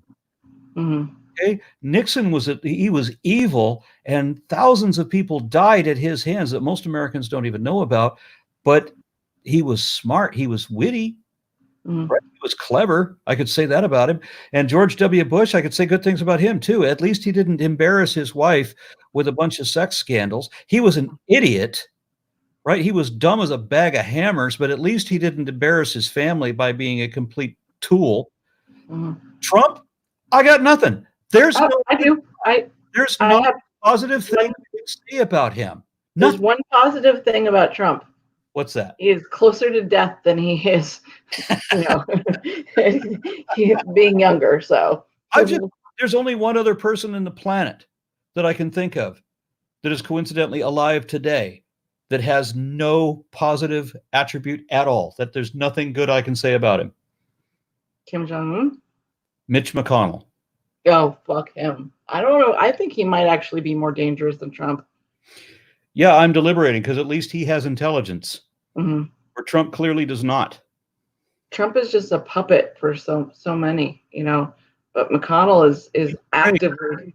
The people who put him in power are able to manipulate him because he has this debilitating narcissistic disorder that he has to get positive attention. So it's easy to work him however you need to work him.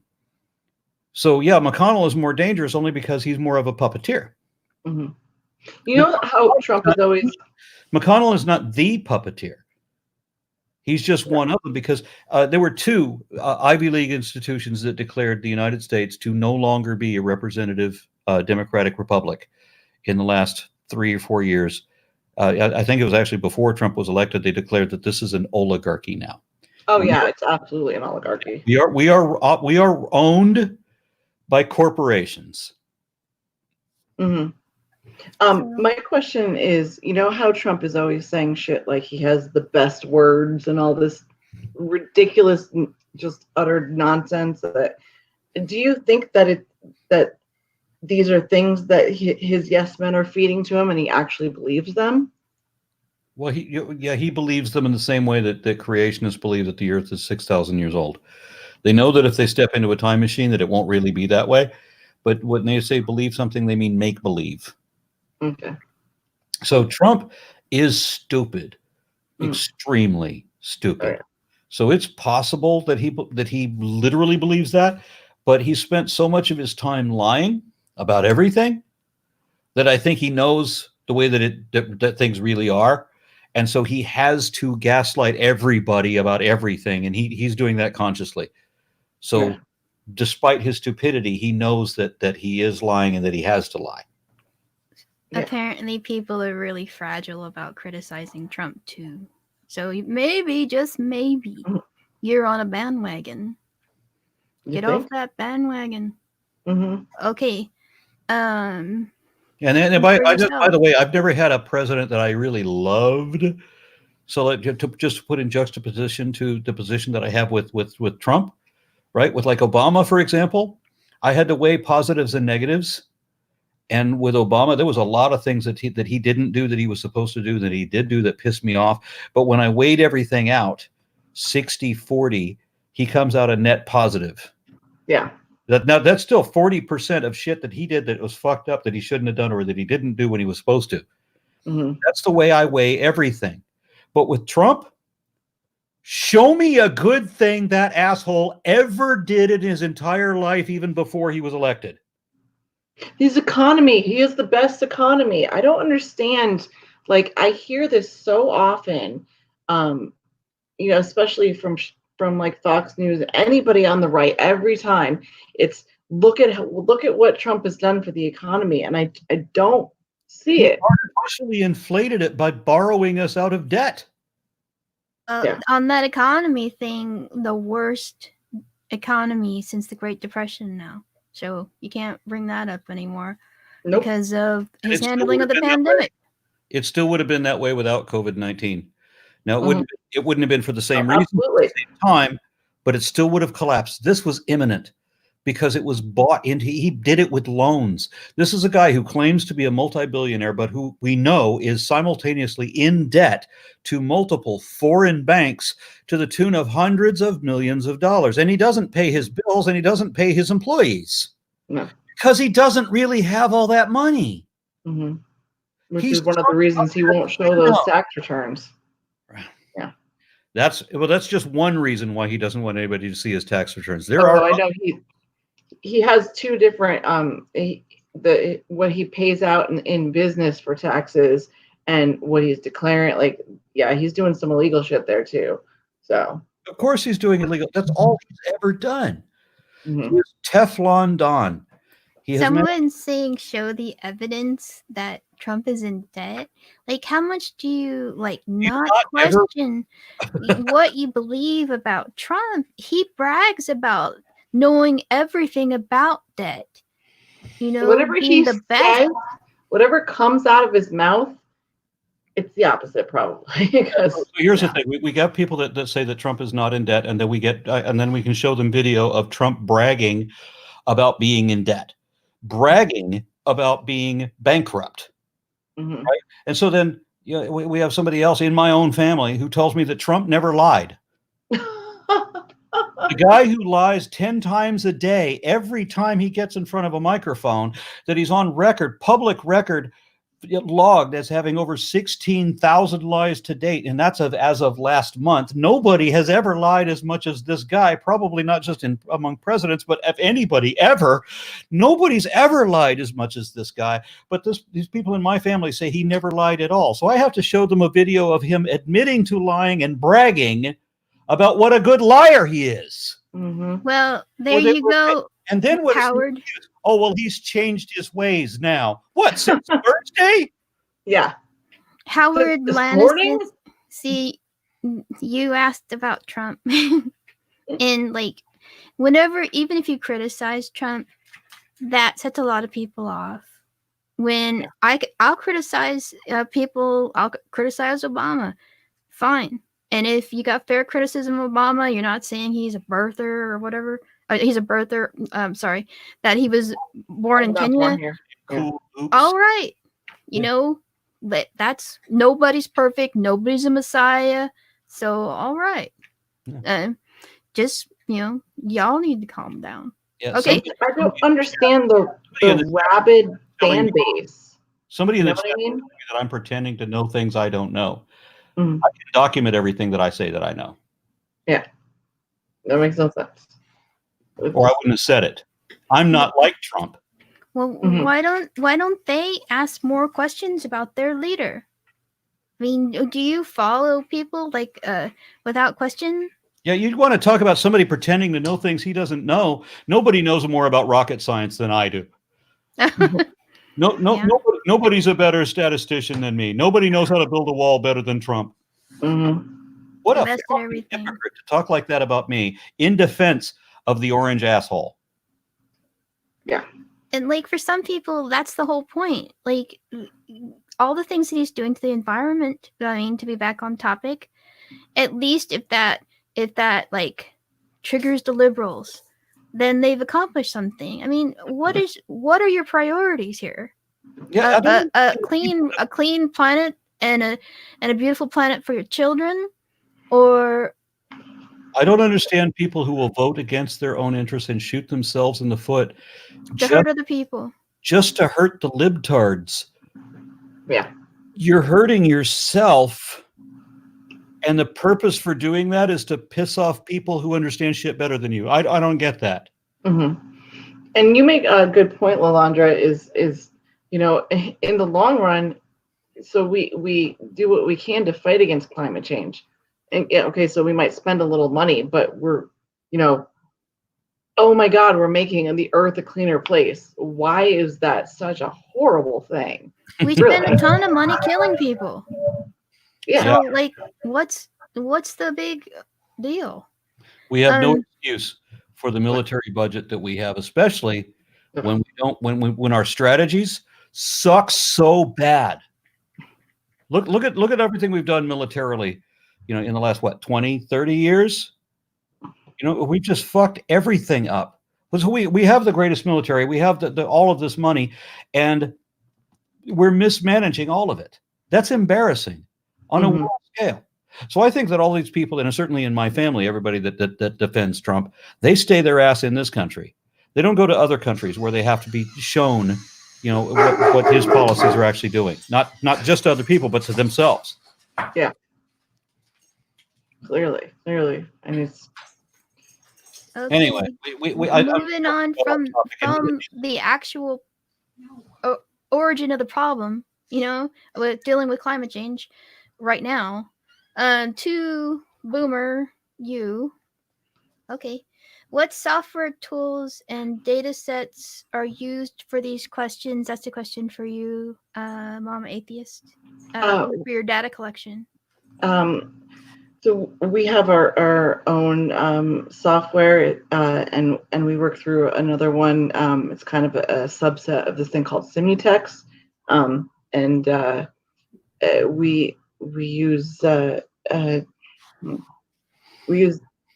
I don't honestly not totally sure where we get the data. I'm relatively new to the company I work for, so I'm not totally sure where we get the data from, but yeah. So yeah, somebody in the chat just asked me to say something bad about Obama. There's lots I could say bad about Obama. One of them being that he promised to close Gitmo and then he didn't. Mm-hmm. And then on top of not closing Gitmo, he also sent people there. And he finally did the right thing with regard to the Keystone Pipeline, but his hand had to be forced. He had to be forced into a corner on that. And Hillary, had she won the election, she would have stayed with Obama's decision, and the Obama or the Keystone Pipeline would not have ruptured again, spilling yet another 50,000 barrels of oil into the only water supply that the Sioux Nation had. But Trump only cares about his profits, and he's always been trying to take the reservations away from the Native Americans on the excuse that they don't look like Indians to me.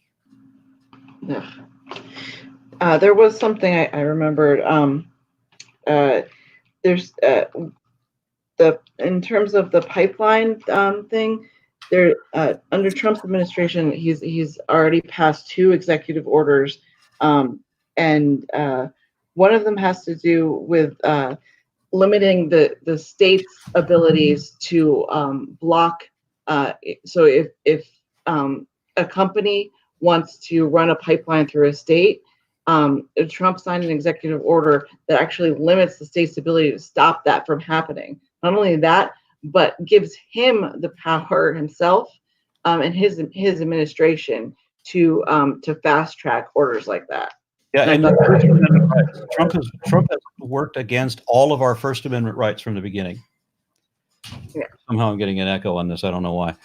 Mm. But Trump made it passed this law wherein he stopped people from being able to protest the Keystone Pipeline, so that if if it's a commercial venture, you can no longer peaceably assemble to levy your grievances against the government. So that First Amendment right is gone.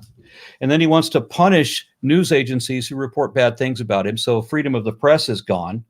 And then freedom of the speech, he wants to be able to sue anybody that says anything negative about him because he's so fucking narcissistic that he can't see.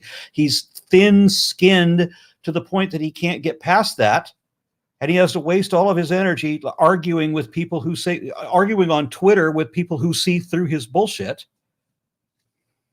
And then what was that? And freedom of religion, right? No, that was a big one that we had. This is still part of the First Amendment that I'm talking about. So there's two provisions there that the United States shall not, Congress shall make no law even respecting an establishment of religion or prohibiting the free exercise thereof. And so Trump wants to declare Christianity to be the state religion and teach creationism in our public schools. So that's an establishment of religion. That goes against the First Amendment. But then he also wants to do this Muslim ban. That goes against the First Amendment too. There isn't a part of the First Amendment that Trump hasn't literally shit on. Did I say literally? I'm sorry. I meant figuratively. My apologies. I'm sure that there's a copy of the Constitution in the Oval Office that he likes to wipe his ass with too. So, yeah. Yeah, seemingly. On to the next person. Smitty says, Arn loves big trucks. Is he from Texas? Yeah, at the very beginning that he likes trucks. My wife and I have been arguing for the last few days because there's an auction of military surplus Humvees. Oh, God. And I have been trying to argue some kind of justification for why I need this horrible armor-plated, gas-guzzling beast. See, here I had this image in my head of you on the floor with Tonka trucks. For some reason, that's what I saw. And now it's like the polar opposite with fucking Humvees. And the funny thing is that the Humvee is so incredibly stupid. It really, the whole way that it's constructed, everything about it is dumb. It has to be specially equipped in order to get up to 70 miles an hour. It can only go 55. Wow. That's its top speed. Mm-hmm. Now, what if Tesla or some other electric car company decided, hey, let's take over the military Humvee market. Let's do an off-road electric truck that does better than a Humvee. How easy would that be? Yeah. Doorknob Head wants me to say Prius to you. So just putting that out there. No, I get you aren't fitting into a Prius. Yeah. When I want to be fuel efficient, I do have a motorcycle. Unfortunately, my motorcycle is a 1500 cc. So it's a gigantic motorcycle that gets the same gas mileage as a Mini Cooper.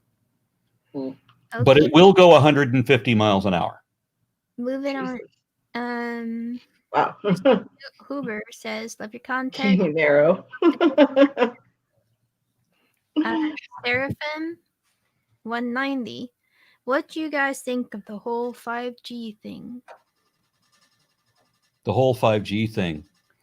I'm too old to understand technology. Oh, they say that COVID-19 is because of 5G. 5G, yeah. Oh, please.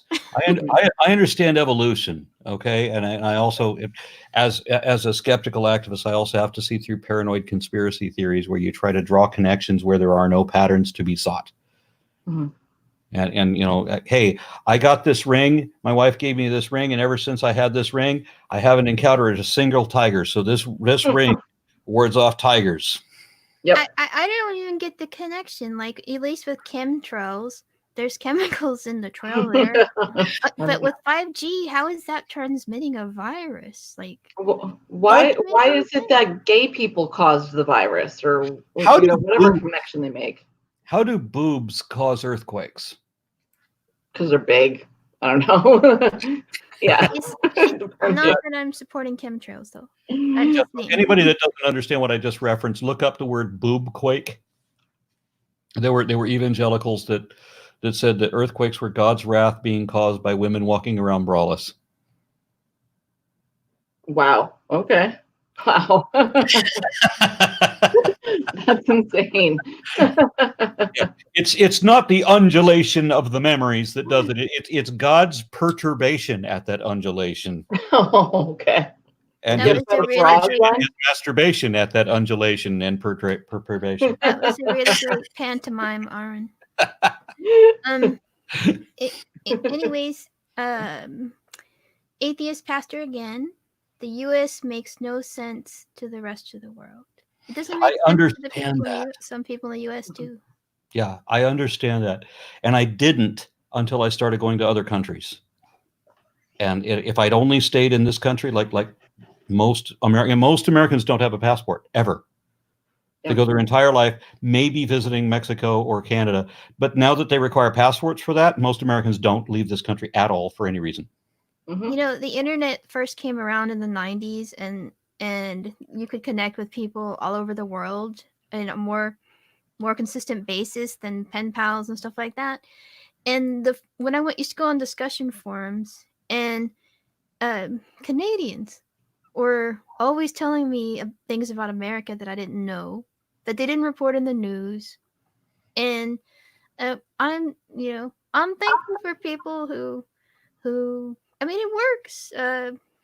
Who are trying to tell Americans, hey, America isn't everything you think it is. Yeah, absolutely. Yeah, I was a little frustrated when I went to Ireland and Australia and a number of other places and found that they all do things more efficiently than we do. And especially when it comes to like conservation of water or conservation of energy, or even, I was surprised when I went to Australia and I didn't see one American car, not one, period, because our cars are too inefficient to be on Australian roads. And so they have the switches that turn off the power on when you want to plug something in. I plugged in my computer and I'm like, it didn't come on. I'm like, well, so the outlet doesn't work. And he goes, fool, you haven't turned it on. I'm like, what do you mean turn it on? Yeah. You have to turn your outlet on? We just leave ours running all the time. And then the way that they like collect rainwater around their houses, they have these like rain gutters that go into these giant vats that carry this water. I'm like, well, that's funny. We put these hoses around our houses and we just leave the water running all the time. We just leave it running all the time. We're just incredibly wasteful. And you don't realize how wasteful you are until you go to other countries where they're actually struggling to try to preserve something. Yep. And where they're trying to achieve some balance. And that's when you begin to feel like the gross fat pig with the turkey leg in one hand and the melting ice cream cone in the other. Absolutely. Okay, running through. We're halfway there. Living on a prayer. Let's see. We were just talking about how they do things in other parts of the world.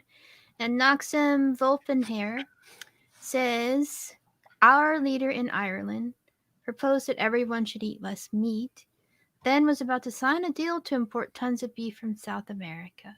Hypocrisy. It's even worse. Yeah. It's so much farther too.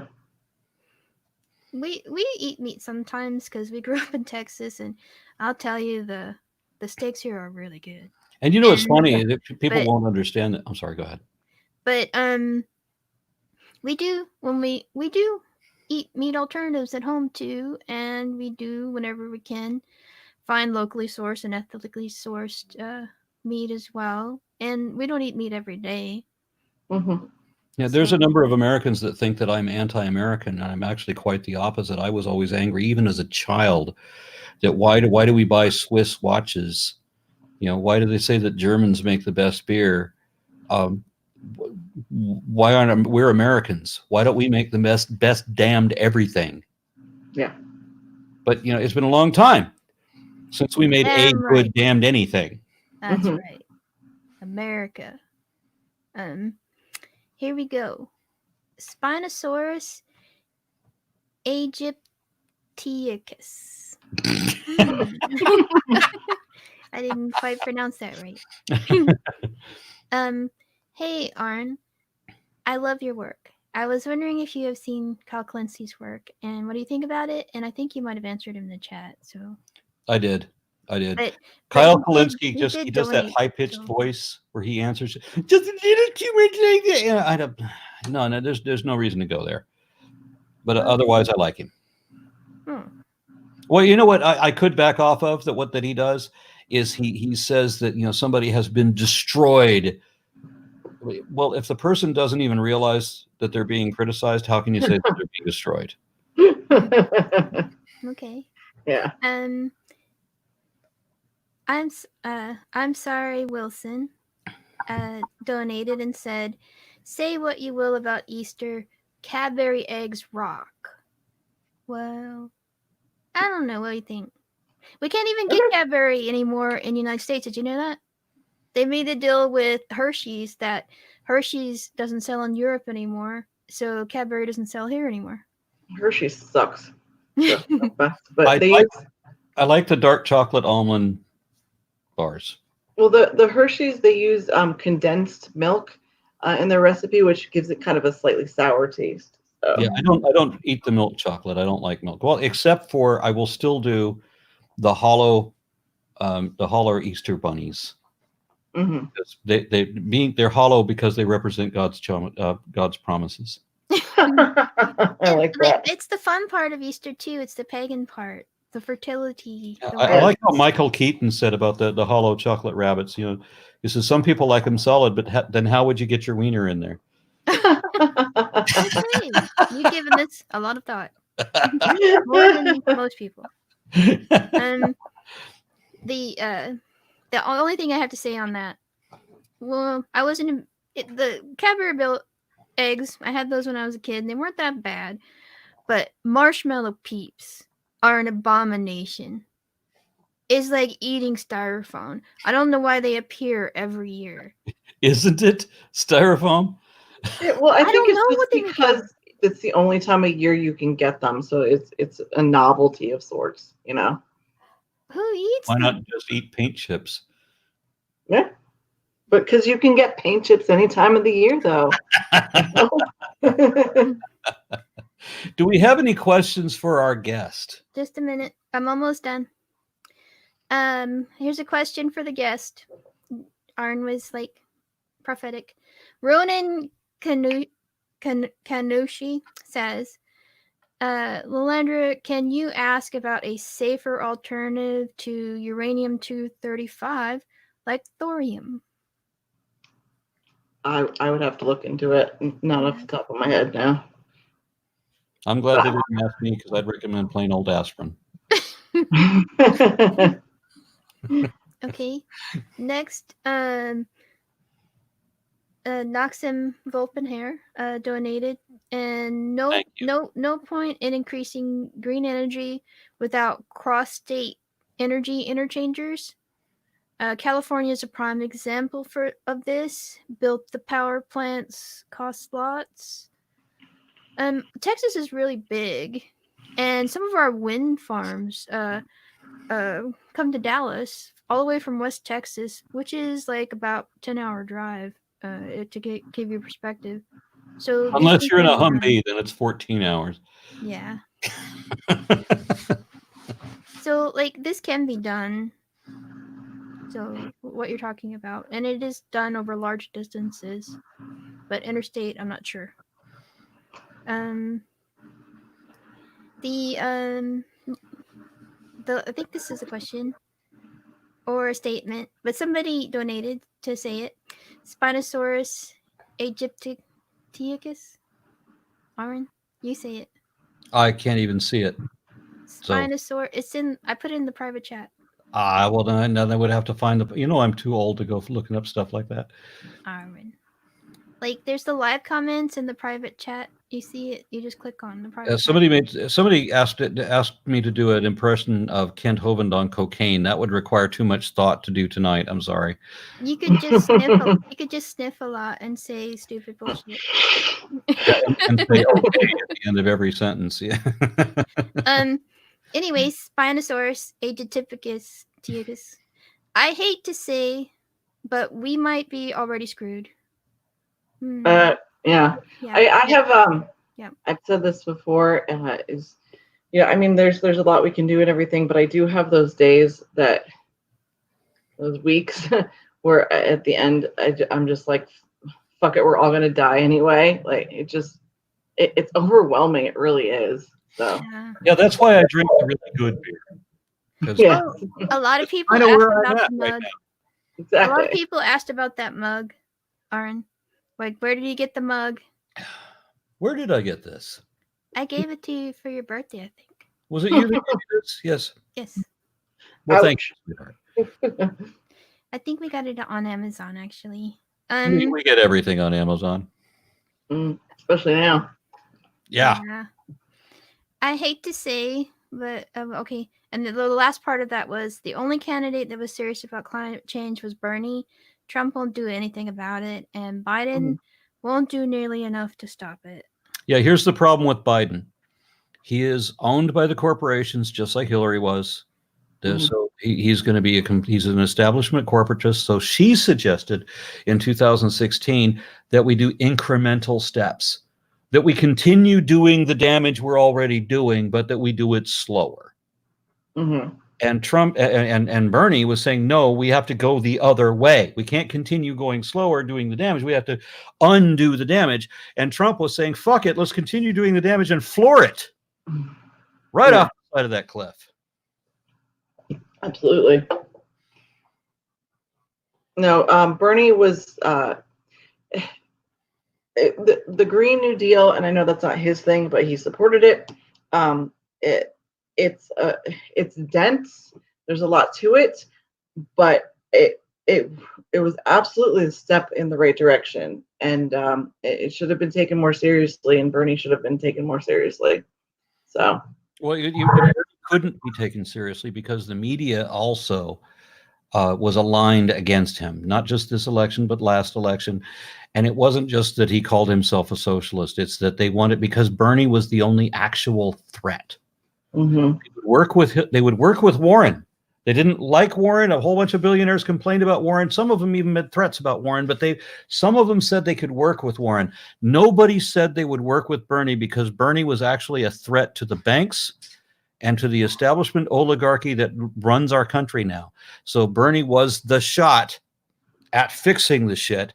And so that's why all of the corporate media doesn't want to give Bernie any attention, and they all promote Biden. And that's also why you don't hear about any of the sexual indiscretions that Biden has had, even though we could fairly say that we've had all these other candidates. I mean, like how many Me Too complaints has Trump had against him? Right? Dozens, right? And then the other billionaire that was running against him, similar sort of a thing. I think didn't he have even more than Trump had? I think so. Because he was not only he was a billionaire like Trump, but he was ugly. Because Trump was at least a good-looking man once upon a time.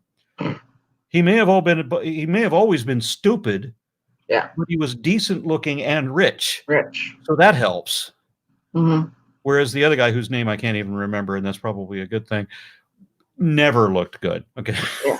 So he had to get everybody to sign NDEs just automatically. I mean, I think that was one of his date requirements. And so with Biden, what difference does it make? How many? Because he doesn't have as many as Trump does. So why don't they talk about it? Doesn't matter. Yeah. Just another one.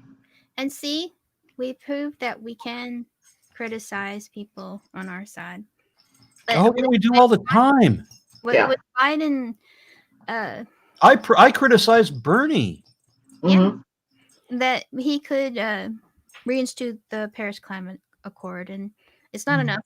but it's something at least. Yeah. Thank you, Nicholas Stroganoff. Is that your real name? Yeah, he said Bloomberg. I wouldn't have remembered that. Yeah. Okay, we're down to the bottom of the thing. Stuttering Chris, thanks for your donation, and he says hi! Exclamation point. Okay. Vibrantly Brantley donated also, and he says, "Save the planet, smoke green." And that's another thing we should just bring up. Where you want to talk about the war on drugs, right? Which was originally constructed not as a war on drugs, but as a war against Black and Mexicans. Mm-hmm. That's what it was designed for. So we have, back in the day, we have recordings of these people admitting that was the goal, was to disproportionately arrest and incarcerate Blacks and Mexicans. That's Also, why they made it illegal. Nixon was suspicious of hippies. Yeah, exactly. So completely arbitrary means, but what if, how to win the war on drugs is to give up. So every state that has decriminalized marijuana has made huge revenue. And not only have they made huge revenue, but they've also, the use of like teenage drug use has dropped because it's standardized. It's not even a secret criminal thing anymore. And why would you go to cocaine or some other thing that you have to get from a Mexican cartel if you've got marijuana that you can buy at the drugstore, right? And it's regulated so that you know the potency of it and the quality of it, because that's what you're paying for. And then the state gets all this revenue out of it. And then what are the drug cartels? If every state in the country went legal marijuana, would there be a drug cartel? For what reason? Yeah. Right? That's how to win the war on drugs, is to give it up. So the Republican Party is doing absolutely bass-ackwards everything opposite of what they need to do. The way they've been doing the economy is what's ruining the economy. Trickle down never worked. It's always done the opposite. It's like we had the cowboy philosopher said, don't put the money in the hands of the rich because it's not going to trickle down. It's going to go right into his bank account and nobody will ever see it again. At least put it in the poor guy's hands. It'll be in the rich guy's hands by tomorrow, but it will have passed through the poor guy's hands first. That's the way to do this. So you encourage the lower class, you give some kind of benefit or some kind of, you try to have a robust middle class. That was the thing that made America great. We had that. We had a higher quality of life than any other country on the planet once upon a time. That is probably the thing more than anything else that made us a great country, if you want to, if we ever were that, if we could fairly say that and the American dream, which Trump said the American dream is dead because he killed it. It was supposed to be that it didn't matter what the laws for religion were in your country. The caste system may exist in India, but it doesn't exist here. It may be that you can't be Sunni or Shia in your neighborhood back home, but over here, it doesn't matter if you're Muslim. It doesn't matter what God you believe in or if you could believe in a God at all. It's a meritocracy. It's what can you do? Mm-hmm. That was the American dream, where we had a secular government and everybody was equal. That was it. And Trump fucked that, like he fucked everything else. I was going to say, you said that Trump killed it. Well, he fucked it, then he killed it. And actually, really quick, somebody asked about my earrings. They're TIE fighters, by the way. She's a nerd. Yes, I am. A huge fucking nerd. But no, he did. He didn't just kill it. He didn't just kill the American dream. He did. He fucked it and then he killed it. So a funny kind of story from the Nixon era and the war on drugs that started there. Nixon kind of gave Elvis a badge, that he was fighting the war on drugs, and it was so funny in a way because it's he was not on funny all the drugs. Yeah. He was just on prescription drugs. And so he was opposed to marijuana and stuff like that. And it's kind of funny too, because the hippie culture and the 60s kind of replaced Elvis's culture. So he's at war with those hippies, And I want people to understand that when I advocate for marijuana, decriminalization of marijuana is not so that I can smoke marijuana, because everybody who smokes the marijuana anyway. But when I was a kid, when I first tried marijuana, it was laced with angel dust. And that put me off marijuana for the rest of my life, so that I never enjoyed the stuff. So I'm not arguing for decriminalization of marijuana because I want to smoke it. I don't. It could be legal everywhere and I wouldn't imbibe. It's just, I'm talking about the logical sense of it, the financial sense of it. I'm sorry, go ahead. Okay, here we go. Let me see. Plus the taxes too. I'm sorry, I didn't mean to interrupt. But the taxes we could get on them. Oh. Also, thank you again, Noxum Wolfenhair. Says, some of us have been fighting Islamic fascism. Are we ready? Are we ready? Experiencing American fascism looks American, but it's just religion wrapped in the flag. Well, this is definitely fascism. Yes, I mean, I couldn't imagine how it could get any closer to fascism. Yeah.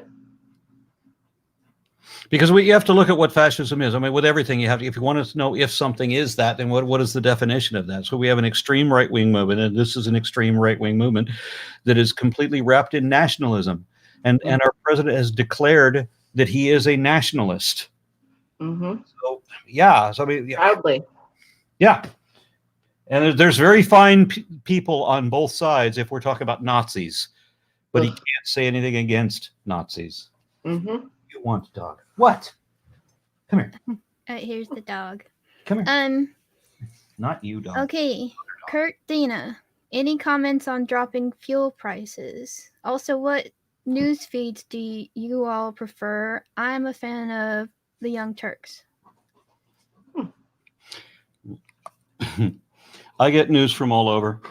Yeah, you cannot just like get your news or anything from one source. That's dangerous. And I see a lot of because I have family that's very right wing as well, and they will literally just watch Fox News, and that's it. That's where everything comes from.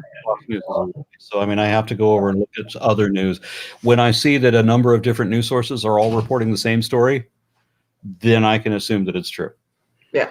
Well, exactly. I gotta say, being part of the secular community, I know a lot of really intelligent people with intelligent political opinions, and not to say that just because you're a non-believer that makes you better, more savvy politically, because definitely there are atheists who are Trump supporters, and they get offended, if you criticize Trump. But in general, the atheists and skeptics are pretty informed bunch of people to listen to. Yeah, Maggie Gray Wolf just asked me if Biden will be significantly better than Trump. A ham sandwich would be significantly better than Trump. Biden is a friend of mine, Maggie Ardiente, said that Biden was not her first choice. Biden was not even her sixth choice. And I'm right in there. Biden shouldn't even have been on the ticket. But he's all we've got. And absolutely anything is better than Trump. The worst we've got is better than the best that he's ever been. Now, what happened to our guest? Oh, probably her internet dropped out. Let's just go work through this. Any of the ones that aren't directed at her. Someone donated $20 and they said, Arn, just wanted to thank you for what you do. Mother recently became a Jehovah's Witness and you keep me sane. Wow. Wish I could patron maybe someday, but I watch Classification of Life on Earth 2 times a week. Keep up the good work. We missed you, Mama Atheist. What happened? Sorry, Wi-Fi cut out again. My bad. Okay.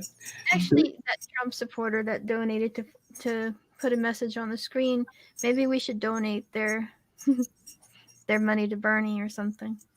And Bernie's gone, so yeah. Besides, we still need it. He's still trying to influence the Democratic Party's platform.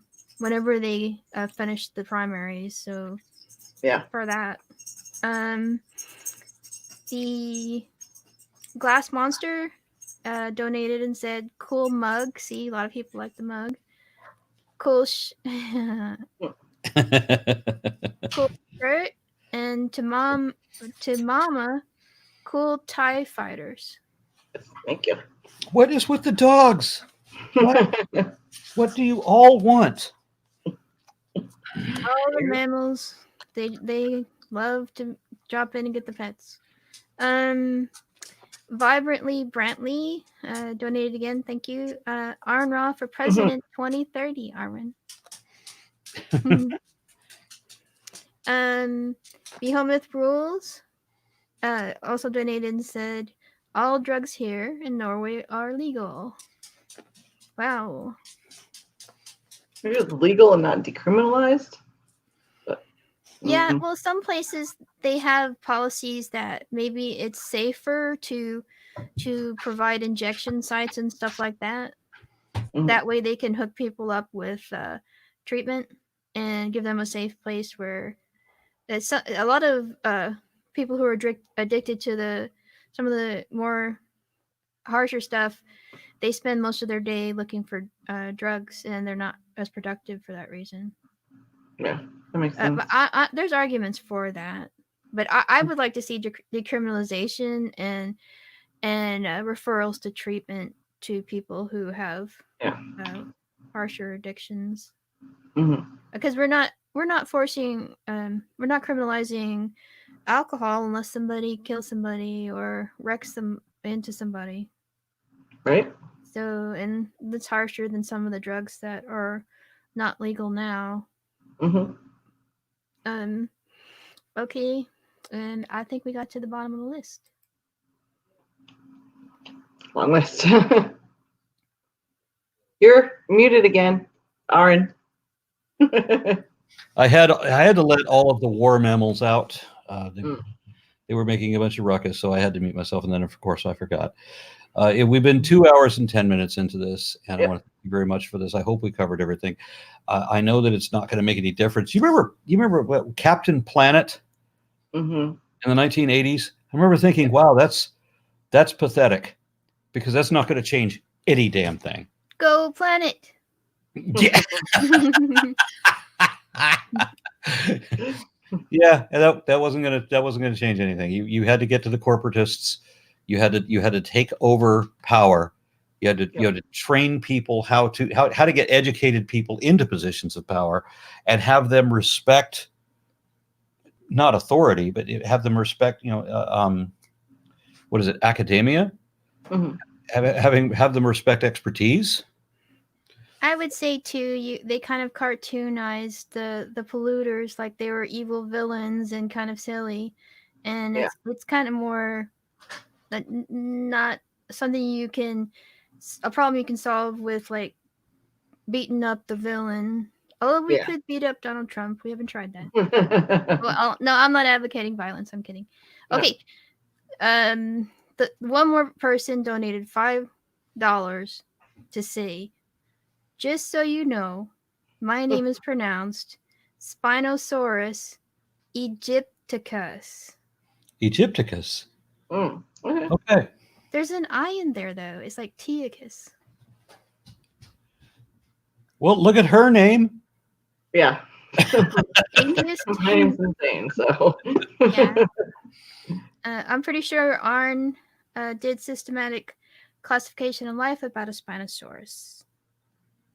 Was Spinosaurus in one of them? I did mention that, yes, because there was one episode where I had to talk about a crocodile, so I mentioned 4 or 5 of them, and Spinosaurus was one.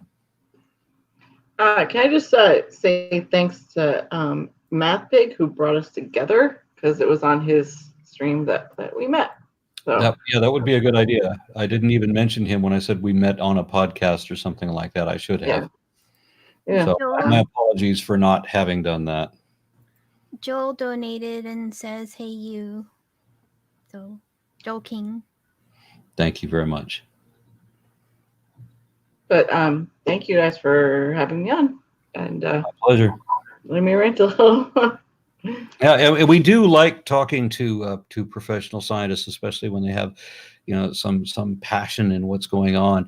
I've interviewed people that were trying to one guy that was trying to build a hot what was it? Yeah, it was a hot fusion. He thought he was building a power grid for the world. Now that was years ago, and we haven't heard any progress of it. So I guess he didn't really do that. I guess But not. but it was a fun interview anyway. So I do like to talk to professional scientists when they've got something to present, and that's what this series is all about. So if you've got something worth talking about for a little bit, it hopefully won't be 2.5 hours like where it doesn't necessarily have to be. I think we did well. I enjoyed this, and I thank everybody for being involved. For This lasting. series, though, is for science and people with professional backgrounds in science or doing work in science. Yeah. Yeah. And one more person, Glass Monster, I missed, donated to say the sun god Arin Ra with his beautiful beard and Viking mug. No, I added the last part there. Okay. Well, thank you very much for that. All right. And I think we need to close this up. Thank you, everyone. Thank you, Mama Atheist. And I'm glad we had you on. This was good. I don't know what to do about this. Is the problem with climate change is it's the biggest problem we've ever faced. Yep. And it's one that requires all of us to be on board. It's going to be the biggest effort. It has to be the most collaborative effort. And it's the one that involves both personal and financial sacrifices. I think if the pandemic has taught us one thing is it's not impossible to work together and make sacrifices and do big changes. It's not impossible. People were always saying that's not possible. It is very possible. It's the moment that everybody says, oh, if there's nothing I can do, and nobody does anything, that's the problem. But if it's the opposite and everybody feels like we can get together and do something, then we can move forward. So hopefully we will. On that bombshell. Good night, DPR, everybody else. Good night. Thank you.